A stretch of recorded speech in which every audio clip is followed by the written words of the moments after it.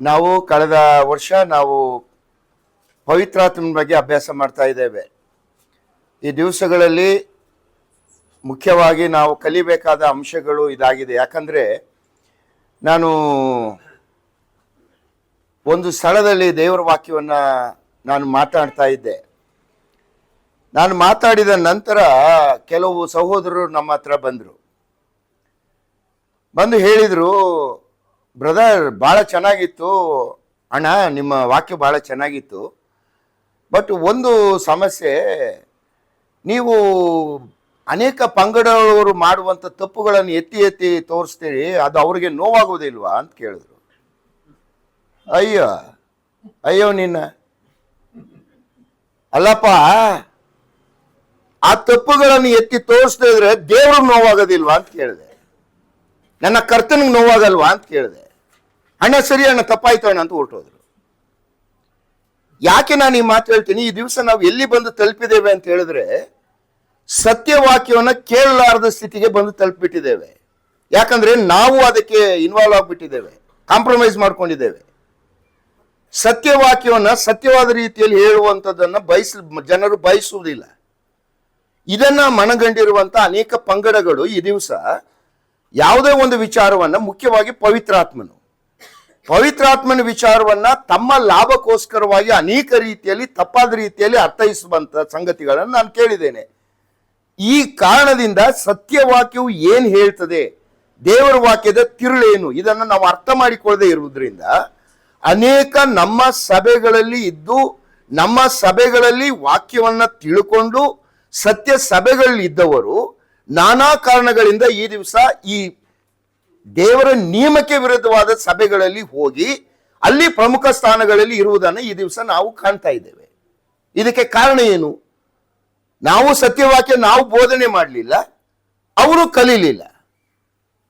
ಇದರಿಂದ ನಾನು ಯಾಕೆ ಈ ದಿವಸ ನಿಮ್ಮ ಮಧ್ಯದಲ್ಲಿ ಪವಿತ್ರಾತ್ಮನ ಬಗ್ಗೆ ಪ್ರಸ್ತಾಪ ಮಾಡ್ತಾ ಇದ್ದೇನೆ ಅಂತ ಹೇಳಿದ್ರೆ, ಈ ದಿವಸ ಈ ಪವಿತ್ರಾತ್ಮನ ಬಗ್ಗೆನೇ ಜನರಲ್ಲಿ ಭಯಂಕರವಾದಂಥ ಗೊಂದಲಗಳು ಉಂಟು. ಇವು ನಮ್ಮ ವಿಶ್ವಾಸಿಗಳಲ್ಲೂ ಅದಿದೆ. ಕಾರಣ ಏನಂದ್ರೆ, ನಾವು ಈ ಪವಿತ್ರಾತ್ಮನ ವಾಕ್ಯದ ಬೋಧನೆ ಏನು ಎಂಬುದನ್ನು ನಾವು ತಿಳಿಸಲಿಲ್ಲ ನಿಮಗೆ. ನನ್ನ ದೇವಜನರೇ, ಈ ಪವಿತ್ರಾತ್ಮನ ಆಗಮನ, ಪವಿತ್ರಾತ್ಮನ ಸ್ನಾನ, ಪವಿತ್ರಾತ್ಮನ ದಾನ, ಪವಿತ್ರಾತ್ಮನ ಮುದ್ರೆ, ಪವಿತ್ರಾತ್ಮನ ವರ, ಇದನ್ನೆಲ್ಲ ನೀವು ಸರಿಯಾಗಿ ಅರ್ಥ ಮಾಡಿಕೊಳ್ಳದೆ ಹೋದ್ರೆ ನಾವು ಕೂಡ ಆ ಜನರಂತೆ ತಪ್ಪಿ ಹೋಗ್ತೇವೆ. ನಾನು ಕಳೆದ ಸಲ ನಿಮಗೆ ಮಾತನಾಡುವಾಗ ಪವಿತ್ರಾತ್ಮನ ಆಗಮನ ಅಥವಾ ಪವಿತ್ರಾತ್ಮನ ದಾನ ಅಥವಾ ಪವಿತ್ರಾತ್ಮನ ಸ್ನಾನ ಯಾವಾಗ ಆಗ್ತದೆ? ನಮಗೆ ಒಬ್ಬ ವ್ಯಕ್ತಿ ಪವಿತ್ರಾತ್ಮನು ಯೇಸುಸ್ವಾಮಿ ಹೇಳಿ ಹೋದ. ಏನು ಹೇಳಿ ಹೋದ? ಯೇಸುಸ್ವಾಮಿ ತಾನು ಹೋಗುವಾಗ ಈ ಲೋಕಕ್ಕೆ ಬಂದ, ತನ್ನ ಪ್ರಾಣ ಕೊಟ್ಟ, ಪ್ರಸ್ತುತ ಜೀವಿತನಾಗಿ ಎದ್ದ, ತನ್ನ ಶಿಷ್ಯರಿಗೆ ಕಾಣಿಸಿಕೊಂಡ, ಅನೇಕ ಜನರಿಗೆ ಕಾಣಿಸಿಕೊಂಡ. ಪರಲೋಕಕ್ಕೆ ಏರಿ ಹೋಗ್ಲಿಕ್ಕಿಂತ ಮುಂಚಿತವಾಗಿ ಅಪೊಸ್ತಲರ ಕೃತ್ಯ 1ನೇ ಅಧ್ಯಾಯ 4 ಮತ್ತು 5ನೇ ವಚನದಲ್ಲಿ, ನಾನು ಹೋಗ್ತಾ ಇದ್ದೇನೆ, ತಂದೆ ನಿಮಗೆ ವಾಗ್ದಾನ ಮಾಡಿದಂತ, ನಾನು ನಿಮಗೆ ಹೇಳಿದಂತ ಪರಿಶುದ್ಧಾತ್ಮನನ್ನ ನಾನು ಕಳಿಸಿ ಕೊಡ್ತೇನೆ, ನೀವು ಏನು ಮಾಡಬೇಕು? ಯೆರೂಸಲೇಮಿನಲ್ಲಿ ನೀವು ಕಾಯಬೇಕು. ಈ ವಾಕ್ಯವನ್ನೇ ಆಧಾರವಾಗಿಟ್ಟುಕೊಂಡು ಈ ದಿವಸ ಪವಿತ್ರಾತ್ಮನನ್ನ ನೀವು ಹೊಂದಬೇಕಾದ್ರೆ ನೀವು ಕಾಯಬೇಕು. ಯಾಕಂದ್ರೆ ಆದಿ ಸಭೆಗಳಲ್ಲಿ ಯೇಸುಸ್ವಾಮಿ ಹೇಳಿ ಹೋದ ಮೇರೆಗೆ ಅವರು ಯೆರೂಸಲೇಮಿನಲ್ಲಿ ಕಾಯ್ತಾ ಇದ್ರು. ಪ್ರಾರ್ಥನೆಯಲ್ಲಿ ನಿರತರಾಗಿರುವಾಗ, ಪ್ರಾರ್ಥನೆ ಮಾಡ್ತಾ ಇರುವಾಗ ಪವಿತ್ರಾತ್ಮನ ಆಗಮನ ಆಯಿತು. ನೀವು ಕೂಡ ಪವಿತ್ರಾತ್ಮನ ದಾನವನ್ನು ಹೊಂದಬೇಕಾದ್ರೆ ನಾವು ಕೂಡ ಹೋರಾಡಿ ಪ್ರಾರ್ಥನೆ ಮಾಡಬೇಕು. ಹೋರಾಡಿ ಪ್ರಾರ್ಥನೆ ಮಾಡುವಾಗ ಕರ್ತನು ತನ್ನ ಚಿತ್ತಕ್ಕನುಸಾರವಾಗಿ ಕೆಲವರಿಗೆ ಅಭಿಷೇಕ ಹೊಂದಿದವರಿಗೆ, ಕೆಲವರಿಗೆ ಅದನ್ನು ಕೊಡ್ತಾನೆ. ಎಲ್ಲರಿಗೂ ಅದು ಸಿಕ್ಲಿಕ್ಕೆ ಸಾಧ್ಯತೆ ಇಲ್ಲ ಎಂಬ ಬೋಧನೆಯನ್ನು ಮಾಡ್ತಾ ಇದ್ದಾರೆ. ಇದನ್ನು ನೀವು ಏನು ಅಂತ ತಿಳ್ಕೊಳ್ಬೇಕಲ್ವಾ? ಯೇಸುಸ್ವಾಮಿ ಏನು ಹೇಳ್ಬೋದಾ? ಏನಾಯ್ತು? ಆದಿ ಸಭೆಗಳು ಏನು ಹೇಳ್ತವೆ? ವಾಕ್ಯ ಬೋಧನೆ ಏನು ಹೇಳ್ತದೆ? ಯೇಸುಸ್ವಾಮಿ ಲೋಕದಲ್ಲಿ ಇರುವಾಗ ಪವಿತ್ರಾತ್ಮ ಇರಲಿಲ್ವಾ? ಇದ್ದ. ಯೋಹಾನ, ಬೇಗ ಓದ್ಬಿಡ್ರಿ. ಯೋಹಾನ ಬರೆಸುವಾರ್ತೆ 20ನೇ ಅಧ್ಯಾಯ 22ನೇ ವಚನ. ಯೋಹಾನ 20:22. ಬೇಗ ಓದ್ಬೇಕು, ನನಗೆ ಸಮಯ ಜಾಸ್ತಿ ಇಲ್ಲ. ಅವರ ಮೇಲೆ ಊದಿ ಹಾ. ಅವರಿಗೆ ಪವಿತ್ರಾತ್ಮ ವರವನ್ನು ತಕ್ಕೊಳ್ಳಿರಿ. ಯಾಕೆ ಯೇಸುಸ್ವಾಮಿ ಮಾತು ಹೇಳಿದ? ಈ ಲೋಕದಲ್ಲಿ ಇದ್ದಾಗ ಶಿಷ್ಯರ ಮೇಲೆ ಊದಿದ, ತಗೊಳ್ರಿ ಪವಿತ್ರಾತ್ಮವರ ಅಂತ ಹೇಳಿದ. ಆದ್ರೆ ಅದೇ ಯೇಸುಸ್ವಾಮಿ ಸತ್ತು ಜೀವಿತನಾಗ ಎದ್ದು ಹೋದ್ಮೇಲೆ ನಾನು ಹೋದ್ಮೇಲೆ ಕಳ್ಸಿಕೊಡ್ತೀನಿ ಅಂತಾನೆ. ಹಾಗಾದ್ರೆ ಅರ್ಥ ಏನು? ದ್ವಂದ್ವ ನಿಲ್ವಾ ಯೇಸುಸ್ವಾಮಿದು? ಇಲ್ಲ, ಖಂಡಿತವಾಗಿ ಇಲ್ಲ. ಯೇಸುಸ್ವಾಮಿ ಇದ್ದಾಗಲೂ ಪವಿತ್ರಾತ್ಮನಿದ್ದ, ಪವಿತ್ರಾತ್ಮನ ವಾಸಸ್ಥಾನ ಇಲ್ಲಿರಲಿಲ್ಲ ಅಷ್ಟೇ. ಹಳೆ ಒಡಂಬಡಿಕೆ ಸಮಯದಲ್ಲಿ ನನ್ನ ಬಗ್ಗೆ ಪ್ರವಾದನೆ ಇತ್ತು ಯೇಸುಸ್ವಾಮಿ ಬಗ್ಗೆ. ಹಾಗಾದ್ರೆ ಯೇಸುಸ್ವಾಮಿ ಹಳೆ ಒಡಂಬಡಿಕೆ ಸಮಯದಲ್ಲಿ ಇರಲಿಲ್ವಾ? ಇತ್ತು, ಕಾರ್ಯಗಳಿತ್ತು. ಯೇಸುಸ್ವಾಮಿ ದೇವದೂತನಂತೆ ಬಂದು ಕಾರ್ಯ ಮಾಡ್ತಾ ಇದ್ದ, ದೇವರ ದೂತನ ಹಾಗೆ. ಆದ್ರೆ ಕಾಲವು ಪರಿಪೂರ್ಣವಾದಾಗ ಸ್ತ್ರೀಯರಲ್ಲಿ ಹುಟ್ಟಿದವನಾಗಿ ಬಂದು ಈ ಲೋಕದಲ್ಲಿ ನಮ್ಮ ಮಧ್ಯದಲ್ಲಿ ಶರೀರದಲ್ಲಿ ವಾಸ ಮಾಡಿದ. ಈಗ ಯೇಸುಸ್ವಾಮಿ ಏನ್ ಮಾಡಿದ? ನಾನು ನಿಮ್ಮ ಮಧ್ಯ ಜೊತೆಯಲ್ಲಿದ್ದೆ, ನಿಮ್ಮನ್ನು ನಡೆಸ್ತಾ ಇದ್ದೆ. ಈಗ ನಾನು ಹೋಗ್ಬೇಕಾಗಿದೆ. ನಾನು ಯಾಕೆ ಹೋಗ್ಬೇಕಾಗಿದೆ? ನಿಮಗೆ ರಕ್ಷಣೆಯನ್ನು ಮಾಡಬೇಕು. ರಕ್ಷಣೆಯನ್ನು ಮಾಡ್ಬೇಕಾದ್ರೆ ನಾನು ಮರಣ ಹೊಂದಬೇಕು. ಮರಣ ಹೊಂದಿದ್ರೆ ನಾನು ಮಹಿಮಾ ಶರೀರವನ್ನು ಧರಿಸಲೇಬೇಕಾಗ್ತದೆ. ಪುನರುತ್ಥಾನದಲ್ಲಿ ಮಹಿಮಾ ಶರೀರ ಧರಿಸಿ ನಾನು ನಿಮ್ಮ ಜೊತೆಯಲ್ಲಿ ಇರ್ಲಿಕ್ಕೆ ಬರುವುದಿಲ್ಲ. ನಾನೇನ್ ಮಾಡ್ತೇನೆ? ತಂದೆ ಬಳಿಗೆ ಹೋಗ್ತೇನೆ. ತಂದೆ ಬಳಿಗೆ ನಾನು ಹೋಗೋದ್ರಿಂದ ನಿಮ್ಮನ್ನು ಅನಾಥರಾಗಿ ಬಿಡುವುದಿಲ್ಲ. ಯೋಹಾನ ಬರೆಸುವಾರ್ತೆ 16ನೇ ಅಧ್ಯಾಯ 7-11 ವಚನ. ನಿಮ್ಮನ್ನು ಅನಾಥರಾಗಿ ಬಿಟ್ಟು ಹೋಗುವುದಿಲ್ಲ. ನನ್ನ ಬದಲಾಗಿ ನನ್ನ ಹಾಗಿರುವಂತ ಮತ್ತೊಬ್ಬ ಸಹಾಯಕನನ್ನು ನಿಮ್ಮ ಬಳಿಗೆ ಕಳಿಸ್ಕೊಡ್ತೇನೆ. ಆತನು ಪರಿಶುದ್ಧಾತ್ಮನು. ಆತನು ಬರ್ತಾನೆ, ನಿಮ್ಮ ಜೊತೆಯಲ್ಲಿ ಇರ್ತಾನೆ, ನಿಮ್ಮಲ್ಲೇ ಇರ್ತಾನೆ. ಯೋಹಾನ 14, 16, 17 ಕಳಿಸಿಕೊಟ್ಟ. ಆಯ್ತಾ? ಇವ್ರಿಗೆ ಹೇಳುವುದ? ಯಾರಿಗೆ ಹೇಳುವುದ? 120 ಜನರಿಗೆ. 120 ಜನರು ಯೇಸುಸ್ವಾಮಿಯನ್ನು ನಂಬಿ ಯೇಸುಸ್ವಾಮಿಯ ಪವಿತ್ರಾತ್ಮನ ದಾನಕ್ಕೋಸ್ಕರ ಕಾಯ್ತಾ ಇದ್ರು. ಅಪೊಸ್ತಲಕೃತ್ಯ 1ನೇ ಅಧ್ಯಾಯ 14 ಮತ್ತು 15ನೇ ವಚನದಲ್ಲಿ ಓದ್ತಿರಿ ಅದನ್ನ. 120 ಜನ ಯೇಸುಸ್ವಾಮಿ ವಾಗ್ದಾನ ಮಾಡಿದಂತ ಪವಿತ್ರಾತ್ಮನಿಗೆ ಕಾಯ್ತಾ ಇದ್ರು. ಬಂತ ಅಪೊಸ್ತಲಕೃತ್ಯ 2ನೇ ಅಧ್ಯಾಯದಲ್ಲಿ ಪಂಚಶತಮ ಜಾತ್ರೆ ಬಂದಿರಲಾಗಿ ಪವಿತ್ರಾತ್ಮನ ಆಗಮನ ಆಯಿತು. ಪವಿತ್ರಾತ್ಮನ ಆಗಮನ ಆದಾಗ ಪವಿತ್ರಾತ್ಮನು ಈ ಲೋಕಕ್ಕೆ ಕಳಿಸಲ್ಪಟ್ಟಾಗಿದ್ದಾನೆ. ಮತ್ತೆ ಮತ್ತೆ ಬರೋದಿಲ್ಲ. ಪವಿತ್ರಾತ್ಮ ಬಂದಾಗಿದೆ. ಈಗ ನಾವು ಬಾ ಬಾ ಅಂತ ಕರೆಯುವುದಲ್ಲ. ಈಗ ನಾವೇನ್ ಮಾಡ್ಬೇಕು? ಪಡ್ಕೋಬೇಕಾತ. ನಾನು ಪಡ್ಕೊಳ್ಳೋದು ಹೇಗೆ? ಓದ್ರಿ ಅಪೊಸ್ತಲಕೃತ್ಯ 2ನೇ ಅಧ್ಯಾಯ 37 ಮತ್ತೆ 38ನೇ ವಚನ. ಏನ್ ಮಾಡ್ಬೇಕು? ಹೋರಾಡ್ಬೇಕಾ? ಪ್ರಾರ್ಥನೆ ಮಾಡ್ಬೇಕು? ಉಪವಾಸ ಮಾಡ್ಬೇಕಾ? ಅಥವಾ ಕಾಣಿಕೆ ಹಾಕ್ಬೇಕಾ? ಏನ್ ಮಾಡ್ಬೇಕು? ಇದನ್ನು ಅವರು ಕೇಳಿ ಹೃದಯದಲ್ಲಿ ಅಲಗು ನೆಟ್ಟಂತಾಗಿ ಪೇತ್ರನನ್ನು ಉಳಿದ ಅಪೊಸ್ತಲರನ್ನು, ಸಹೋದರರೇ, ನಾವೇನು ಮಾಡಬೇಕು ಎಂದು ಕೇಳಲು ಪೇತ್ರನು ಅವರಿಗೆ, ನಿಮ್ಮ ಪಾಪಗಳು ಪರಿಹಾರವಾಗುವುದಕ್ಕಾಗಿ ನಿಮ್ಮಲ್ಲಿ ಪ್ರತಿಯೊಬ್ಬರು ದೇವರ ಕಡೆಗೆ ತಿರುಗಿಕೊಂಡು ಯೇಸು ಕ್ರಿಸ್ತನ ಹೆಸರಿನ ಮೇಲೆ ದೀಕ್ಷಾ ಸ್ನಾನ ಮಾಡಿಸಿಕೊಳ್ಳಿರಿ. ಆಮೇಲೆ ಆಗ ನೀವು ಯಾವಾಗ ಯೇಸು ಸ್ವಾಮಿಯನ್ನ ನಂಬಿ ದೀಕ್ಷಾ ಸ್ನಾನ ಮಾಡಿಸಿಕೊಳ್ಳುವಾಗ ಪವಿತ್ರಾತ್ಮನ ದಾನವನ್ನ ಹೊಂದುವಿರಿ. ಪವಿತ್ರಾತ್ಮನ ನಿಮ್ಮಲ್ಲಿ ಹೊಂದಬೇಕಾದ್ರೆ ಪವಿತ್ರಾತ್ಮನ ದಾನ, ಸ್ನಾನ, ಮುದ್ರೆ ಏನು ಹೊಂದಬೇಕಾದ್ರೂ ಕಂಡೀಷನ್ ಏನು? ಒಂದೇ ಕಂಡೀಷನ್. ಏನದು? ಪ್ರಾರ್ಥಿಸಬೇಕು, ನರ್ತಿಸಬೇಕು, ಹೋರಾಡಬೇಕು, ಉಪವಾಸ ಮಾಡಬೇಕು, ಏನೂ ಇಲ್ಲ. ಒಂದೇ. ಏನದು? ಯೇಸು ಸ್ವಾಮಿಯನ್ನ ಏನಂತ? ಏನರಿಕೆ? ಇನ್ ಸ್ವಲ್ಪ ಹೊತ್ತಾದ್ರೆ ಸಿಕ್ಕಾಪಟ್ಟೆ ಹೇಳ್ಬಿಡ್ತೀರೋ ಏನೋ, ನನಗೆ ಭಯ ಆಗ್ತಾ ಇದೆ. ರಕ್ಷಣೆ ಯಾವಾಗ ಆಗುತ್ತೆ? ಹೇಗಾಗುತ್ತೆ? ರೋಮ 10:9 ಅದೇನೆಂದ್ರೆ, ನೀನು ಯೇಸುವನ್ನೇ ಕರ್ತನೆಂದು ಬಾಯಿಂದ ಅರಿಕೆ ಮಾಡಿ ದೇವರು ಆತನ ಸತ್ತುಗಳನ್ನು ಎಬ್ಬಿಸಿದ್ದಾನೆಂದು ಹೃದಯದಲ್ಲಿ ನಂಬಿದರೆ ನಿಮಗೆ ರಕ್ಷಣೆ ಆಯಿತು. ಯಾರು ಈ ತರ ಯೇಸುಸ್ವಾಮಿ ರಕ್ಷಕನ ಒಪ್ಕೊಂಡಿರ್ತಾರೆ ಅವರಲ್ಲಿ ಇಮಿಡಿಯೇಟ್ ಯಾರು ಬರ್ತಾರೆ? ಪರಿಶುದ್ಧಾತ್ಮ ಬರ್ತಾನೆ ಅಂತ ಯೇಸುಸ್ವಾಮಿ ಹೇಳ್ತಾನೆ. ಇಲ್ಲಿ ಮತ್ತೊಂದು ಪ್ರಶ್ನೆ ಇದೆ. ನಂಬದ್ರೆ ಸಾಕಾಗಲ್ಲ, ದೀಕ್ಷಾ ಸ್ನಾನವೂ ಬೇಕಾ? ಅಂದ್ರೆ ರಕ್ಷಣೆ ಹೊಂದುವಾಗ ಪವಿತ್ರಾತ್ಮ ಬರಲ್ಲ. ಒಳ್ಳೆ ತಮಾಷೆ ಆಯ್ತಲ್ಲ. ಅಪೊಸ್ತಲಕೃತ್ಯ 10ನೇ ಅಧ್ಯಾಯ, ಅಪೊಸ್ತಲರ ಕೃತ್ಯ 10ನೇ ಅಧ್ಯಾಯ 44-46 ವಚನ ನೋಡೋಣ ಏನ್ ಹೇಳ್ತಾರೆ ನಮ್ಮ ಸಂದೀಪ್. ಈ ಮಾತುಗಳನ್ನು ಇನ್ನೂ ಹೇಳುತ್ತಿರುವಾಗ ಅವನ ವಾಕ್ಯವನ್ನು ಕೇಳಿದವರೆಲ್ಲರ ಮೇಲೆ ಪವಿತ್ರಾತ್ಮವರವು ಇಳಿಯಿತು. ಅವರು ನಾನಾ ಭಾಷೆಗಳನ್ನಾಡುತ್ತಾ ದೇವರನ್ನು ಕೊಂಡಾಡುತ್ತಾ ಇರುವುದನ್ನು ಪೇತ್ರನ ಸಂಗಡ ಬಂದಿದ್ದ ಯೆಹೂದ್ಯರಾದ ವಿಶ್ವಾಸಿಗಳು ಕೇಳಿದಾಗ, ಅನ್ಯಜನಗಳಿಗೂ ಪವಿತ್ರಾತ್ಮ ದಾನ ಮಾಡಲ್ಪಟ್ಟಿದೆಯಲ್ಲ ಎಂದು ಅತ್ಯಾಶ್ಚರ್ಯಪಟ್ಟರು. ನಡೆದ ಸಂಗತಿಯನ್ನು ಪೇತ್ರನು ನೋಡಿ, ನಮ್ಮ ಹಾಗೆಯೇ ಪವಿತ್ರಾತ್ಮ ವರವನ್ನು ಹೊಂದಿದ ಇವರಿಗೆ ನೀರಿನ ದೀಕ್ಷಾಸ್ನಾನವಾಗದಂತೆ ಯಾರಾದರೂ ಅಭ್ಯಂತರ. ಅಂದ್ರೆ ಪರಿಶುದ್ಧಾತ್ಮನು ಯಾವಾಗ ಬರ್ತಾನೆ? ನಂಬಿದ ತಕ್ಷಣ. ನೀವು ನಿಜವಾಗಿ ನಂಬಿದ್ರೆ ದೀಕ್ಷಾಸ್ನಾನಕ್ಕೆ ವಿಧೇಯರಾಗಿ ಆಗ್ತೀರಿ, ವಿಧೇಯತ್ವ ತೋರಿಸುವಂಥದ್ದು. ಅಂದ್ರೆ ಪರಿಶುದ್ಧಾತ್ಮನ ನಿಮ್ಮಲ್ಲಿ ಪಡಿಬೇಕಾದ್ರೆ ನೀವು ಮಾಡಬೇಕಾಗಿರೋದು ಒಂದೇ ಒಂದು ಕೆಲಸ. ಸತ್ಯವೇದ ಇದನ್ನ ಸ್ಪಷ್ಟವಾಗಿ ಬೋಧನೆ ಮಾಡ್ತದೆ. ಆ ಕೆಲಸ ಏನಂದ್ರೆ ಯೇಸು ಸ್ವಾಮಿ ರಕ್ಷಣೆಗಾಗಿ ಒಪ್ಪಿಕೊಳ್ಬೇಕು. ಎಷ್ಟು ಜನ ಒಪ್ಕೊಂಡಿದ್ದೀರಿ ಇಲ್ಲಿ? ಬಿಡಿ, ನಾ ಇನ್ನೇನು ಪ್ರಶ್ನೆನೇ ಕೇಳಲ್ಲ. ನಮ್ಮ ಇವ್ರು ಹೇಳ್ಬಿಟ್ರು, ಸಂದೀಪ್ ಮತ್ತೆ ನಮ್ಮ ಸುನೀಲ್ ಎಲ್ಲರೂ ಒಂದಿದ್ದಾರೆ, ಬಿಡಿ ಮುಂದಕ್ಕೆ ಹೋಗಿ ಅಂತ. ಎಷ್ಟು ಜನರಲ್ಲಿ ಪವಿತ್ರಾತ್ಮ ಇದ್ದಾನೆ? ಅದೇ ಇಲ್ಲಿ ಸುಮ್ಮನಿರಿ ಅಂತ ಬರೋದು, ಅವ್ರು ಹೇಳ್ಬೇಕಲ್ಲ ನನಗೆ. ಅಂದ್ರೆ ನಿಮ್ಮಲ್ಲೆಲ್ಲ ಪವಿತ್ರಾತ್ಮ ಇದ್ದಾನೆ ಅಲ್ವೋ? ನಿಮ್ಮಲ್ಲಿ ಇದ್ದಾನೆ ಅಂತ ಹೇಗೆ ಗೊತ್ತಾಗೋದು? ಮತ್ತಾಯ 7:16 ಮತ್ತು 20ನೇ ವಚನ. ಮತ್ತಾಯ 7:16 ಮತ್ತು 20ನೇ ವಚನ. ಅವರ ಫಲಗಳಿಂದ ಅವರನ್ನು ತಿಳುಕೊಳ್ಳುವಿರಿ. 20ನೇ ವಚನ. ಅವರ ಫಲಗಳಿಂದ ಅವರನ್ನು ತಿಳಿದು. ಫಲಗಳಂದ್ರೆ ಏನು? ಗಲಾತ್ಯ 5:22. ಗಲಾತ್ಯ 5:22 ಓದ್ಬಿಡ್ರಿ, ಬೇಗ ಓದ್ಬಿಡ್ರಿ. ಗಲಾತ್ಯ 5:22 ಫಲಗಳು ಏನೇನು? ಇಷ್ಟಿದೆ, 9 9. ಆದರೆ ದೇವರಾತ್ಮನಿಂದ ಉಂಟಾಗುವ ಫಲವೇನೆಂದರೆ ಪ್ರೀತಿ, ಸಂತೋಷ, ಸಮಾಧಾನ. ಅಯ್ಯಯ್ಯೋ, ಸಂತೋಷವೇ ಹಾಡಾಡೋದು ಕೇಳಿಸ್ಕೊಂಡೆ. ಅಯ್ಯೋ ಅಯ್ಯೋ ಅಯ್ಯೋ ಅಯ್ಯೋ.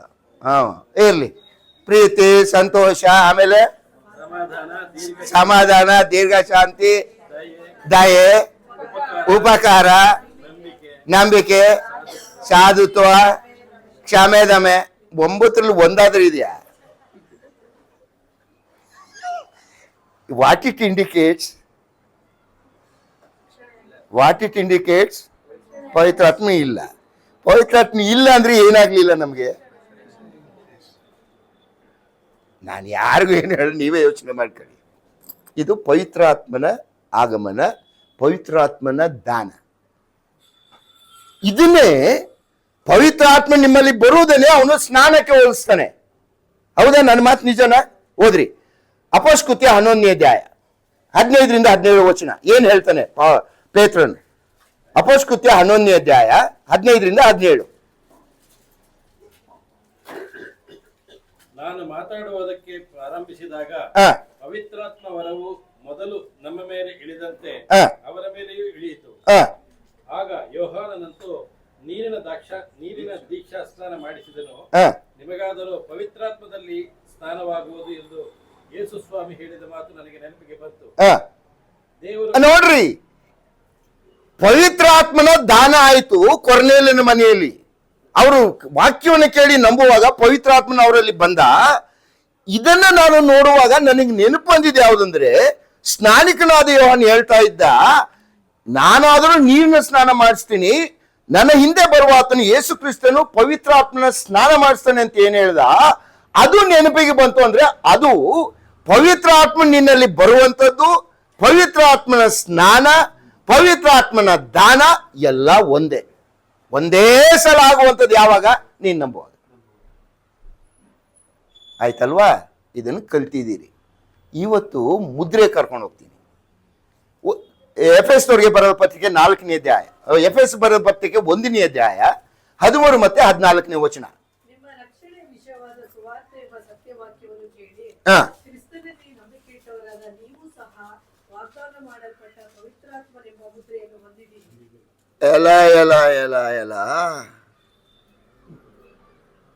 ವಾಗ್ದಾನ ಮಾಡಲ್ಪಟ್ಟ ಪವಿತ್ರಾತ್ಮನೆಂಬ ಮುದ್ರೆಯನ್ನ ಹೊಂದಿದಿರಿ. 2 ಕೊರಿಂಥ 1ನೇ ಅಧ್ಯಾಯ 22ನೇ ವಚನ. ನೀವು ಇದನ್ನೆಲ್ಲ ಬರ್ಕೊಂಡು ನಿಮಗೆ ಪ್ರಶ್ನೆ ಮಾಡಕ್ ಬರ್ತಾರೆ. ಪವಿತ್ರಾತ್ಮನ ಸ್ನಾನ ಆಗಿಲ್ಲ ನಿಮ್ಗೆ, ಅದಾಗಿಲ್ಲ, ಇದಾಗಿಲ್ಲ. ಏನ್ ಶಿಲ್ಪಮ್ಮ, ನನಗೆ ಯಾರೋ ಬಂದು ಮಾತಾಡಿದ್ರು, ಹೋಗಿ ಶಿಲ್ಪಮ್ಮ ಹತ್ರ ಮಾತಾಡು ಅಂತ ಹೇಳಿದ್ರು ಅಂತ ವಿಶೇಷ ಜ್ಞಾನ ಪಡ್ಕೊಂಡಿರೋರು ಇರ್ತಾರೆ ಅಕ್ಕಪಕ್ಕದಲ್ಲಿ. ನೀವು ಈ ವಾಕ್ಯ ಇಟ್ಕೊಂಡಿರ್ಬೇಕು. ಆಗ ನಾನು ಆಫೀಸ್ನಲ್ಲಿ ಮಿನಿಸ್ಟ್ರಿ ಮಾಡ್ತಾ ಇದ್ದೆ. ಪಾಪ ನಾನು ಅನೇಕರನ್ನು ರಕ್ಷಣೆ ಮಾಡಕತ್ತಂದ್ರೆ ನೆಕ್ಸ್ಟ್ ಡೇ ಇವ್ರು ನಾಪತ್ತೆ. ಮನೆಗೆ ಅವರು ಅಫಿಷಿಯಲ್ಸ್ ಅನ್ಯರು ಎಲ್ಲಮ್ಮ ಹೋಗಿದ್ರಿ, ಕಾಣಿಸ್ತಾ ಇಲ್ವಲ್ಲ ಬೈಬಲ್ ಸ್ಟಡಿಗೆ ಸರ್ ನಿಮ್ಗಿಂತಲೂ ಅವರು ಚೆನ್ನಾಗಿ ಹೇಳ್ತಾರೆ, ಅದಕ್ಕೆ ಅವ್ರ ಹತ್ರ ಹೋಗ್ತಾ ಇದ್ದೀವಿ. ಯಾರಮ್ಮ? ಇಲ್ಲಿ ಪಕ್ಕದಲ್ಲಿ ಒಬ್ರು ನಾಗಮಣಿ ಅನ್ನೋರು ನಡೆಸ್ತಾ ಇದ್ದಾರೆ, ಅಲ್ಲಿ ಹೋಗ್ತಾ ಇದ್ದೀವಿ. ಅದೇನಮ್ಮ ನಂದು ವಿಶೇಷ ನಡೀತಾ ಇದೆ. ಸಾರ್ ಎಷ್ಟು ಚೆನ್ನಾಗಿ ಹೇಳ್ತಾರೆ ಸರ್ ಅವರು. ನನಗೆ ರಾತ್ರಿ ದೇವರಾತ್ಮನು ನನ್ನ ಕನ್ಸಿನಲ್ಲಿ ಬಂದು, ಅಮ್ಮ ನಿನ್ ಮನೇಲಿ ನಿನ್ ಗಂಡ ನೀನ್ ಹೊಡಿತಾ ಇದ್ದಾನೆ, ಬಹಳ ಕಷ್ಟದಲ್ಲಿದ್ಯಾ ನೀನು ಅಂತ ಕರೆಕ್ಟ್ ಆಗಿ ಹೇಳಿದ್ರು ಅಂಕಲ್. ಆದ್ರಿಂದ ಅವ್ರ ಬಳಿಗೆ ಹೋಗ್ತಾ ಇದೀವಿ. ಹೌದಾ, ಹೋಗೋರಂತೂ ಹೋಗೋರಿ, ನಂದೇನು ಅಭ್ಯಂತರ ಇಲ್ಲ. ಬಟ್ ಒಂದ್ ಸಂಗತಿ, ನಾಳೆ ಅವ್ರು ಬಂದು ನನ್ನ ನೋಡಕ್ ಹೇಳಿ, ಅವ್ರು ಬಂದು ಮಾತಾಡ್ಸ್ಮೇಲೆ ನೀವು ಕಂಟಿನ್ಯೂಸ್ ಅಲ್ಲಿಗೆ ಹೋಗಿ ಇಲ್ಲಿ ಬರಕ್ ಹೋಗ್ಬೇಡಿ ಅಂತ ಹೇಳಿದೆ. ಸರಿ, ಇವ್ರು ಹೋಗಿ ಹೇಳಿದ್ದಾರೆ ಆ ಅಮ್ಮನ್ಗೆ, ನಮ್ಮ ಸಾರ್ ಹೇಳಿದ್ದಾರೆ ಅವ್ರ ಹತ್ರ ಹೋಗಿ ನೀವು ಮಾತಾಡ್ಬೇಕಂತೆ, ಮಾತಾಡಿದ್ಮೇಲೆ ನಾವು ನಿಮ್ಮ ಅಲ್ಲಿಗೆ ಬರ್ಬೋದಂತೆ, ಅದಕ್ಕೆ ಮುಂಚೆ ಹೋಗ್ಬಾರ್ದು ಅಂತ ಹೇಳಿದ್ದಾರೆ. ಈ ಅಮ್ಮ ಬಂತು, ಹಲ್ಲೆಲೂಯ ಅಂತು. ಈ ಅಮ್ಮನಿಗೆ ಹಲ್ಲೆಲೂಯ ಗೊತ್ತಿರೋದ, ನನಗೂ ಹಲ್ಲೆಲೂಯ ಅಂದೆ ನಾನು.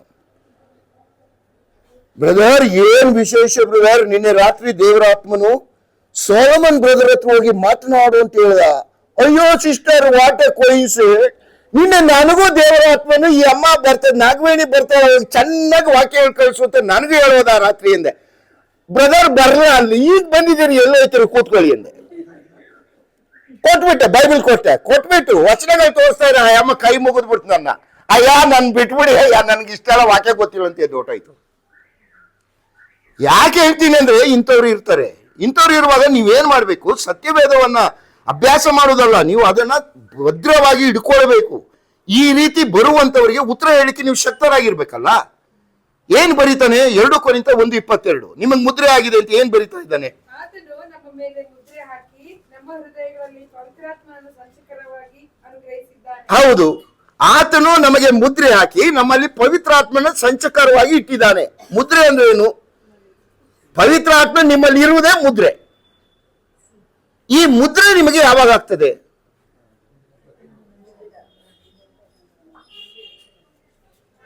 ರೇಖಾ ಸಿಸ್ಟರ್ ಹೇಳಿದ್ರು ಅಂತ ನಾನು ಹೇಳಕ್ಕಾಗಲ್ಲ, ವಾಕ್ಯ ಬೇಕಲ್ಲ. ಅಲ್ಲಿ ಇದೆಯಲ್ಲ, ಎಫೆಸ 1:13 ಓದ್ರಿ. ನಾನು ಅದಕ್ಕೆ ಕೇಳಿದ್, ನಾನು ಎಫೆಸ 1:13 ಏನ್ ಸ್ವರೂಪ್ ಓದ್ರಿ, ಸ್ವರೂಪ್ ಅದನ್ನ. When you believe, you are marked in him with a seal, the promised possession. ನೀವು ಕ್ರಿಸ್ತನ ಶುಭ ವರ್ತಮಾನವನ್ನು ಕೇಳಿ, ಸುವಾರ್ತೆಯನ್ನು ಕೇಳಿ, ಸುವಾರ್ತೆ ಎಂಬ ಸತ್ಯವಾಕ್ಯವನ್ನು ಕೇಳಿ, ಆತನಲ್ಲಿ ನಂಬಿಕೆ ಇಟ್ಟವರಾದ ನೀವು ಪವಿತ್ರಾತ್ಮನೆಂಬ ಮುದ್ರೆಯನ್ನ ಹೊಂದಿದಿರಿ. ಅಂದ್ರೆ ಪವಿತ್ರಾತ್ಮನೆಂಬ ಮುದ್ರೆ ನಿಮ್ಗೆ ಆಗದು ಯಾವಾಗ? ನಂಬಿದಾಗ.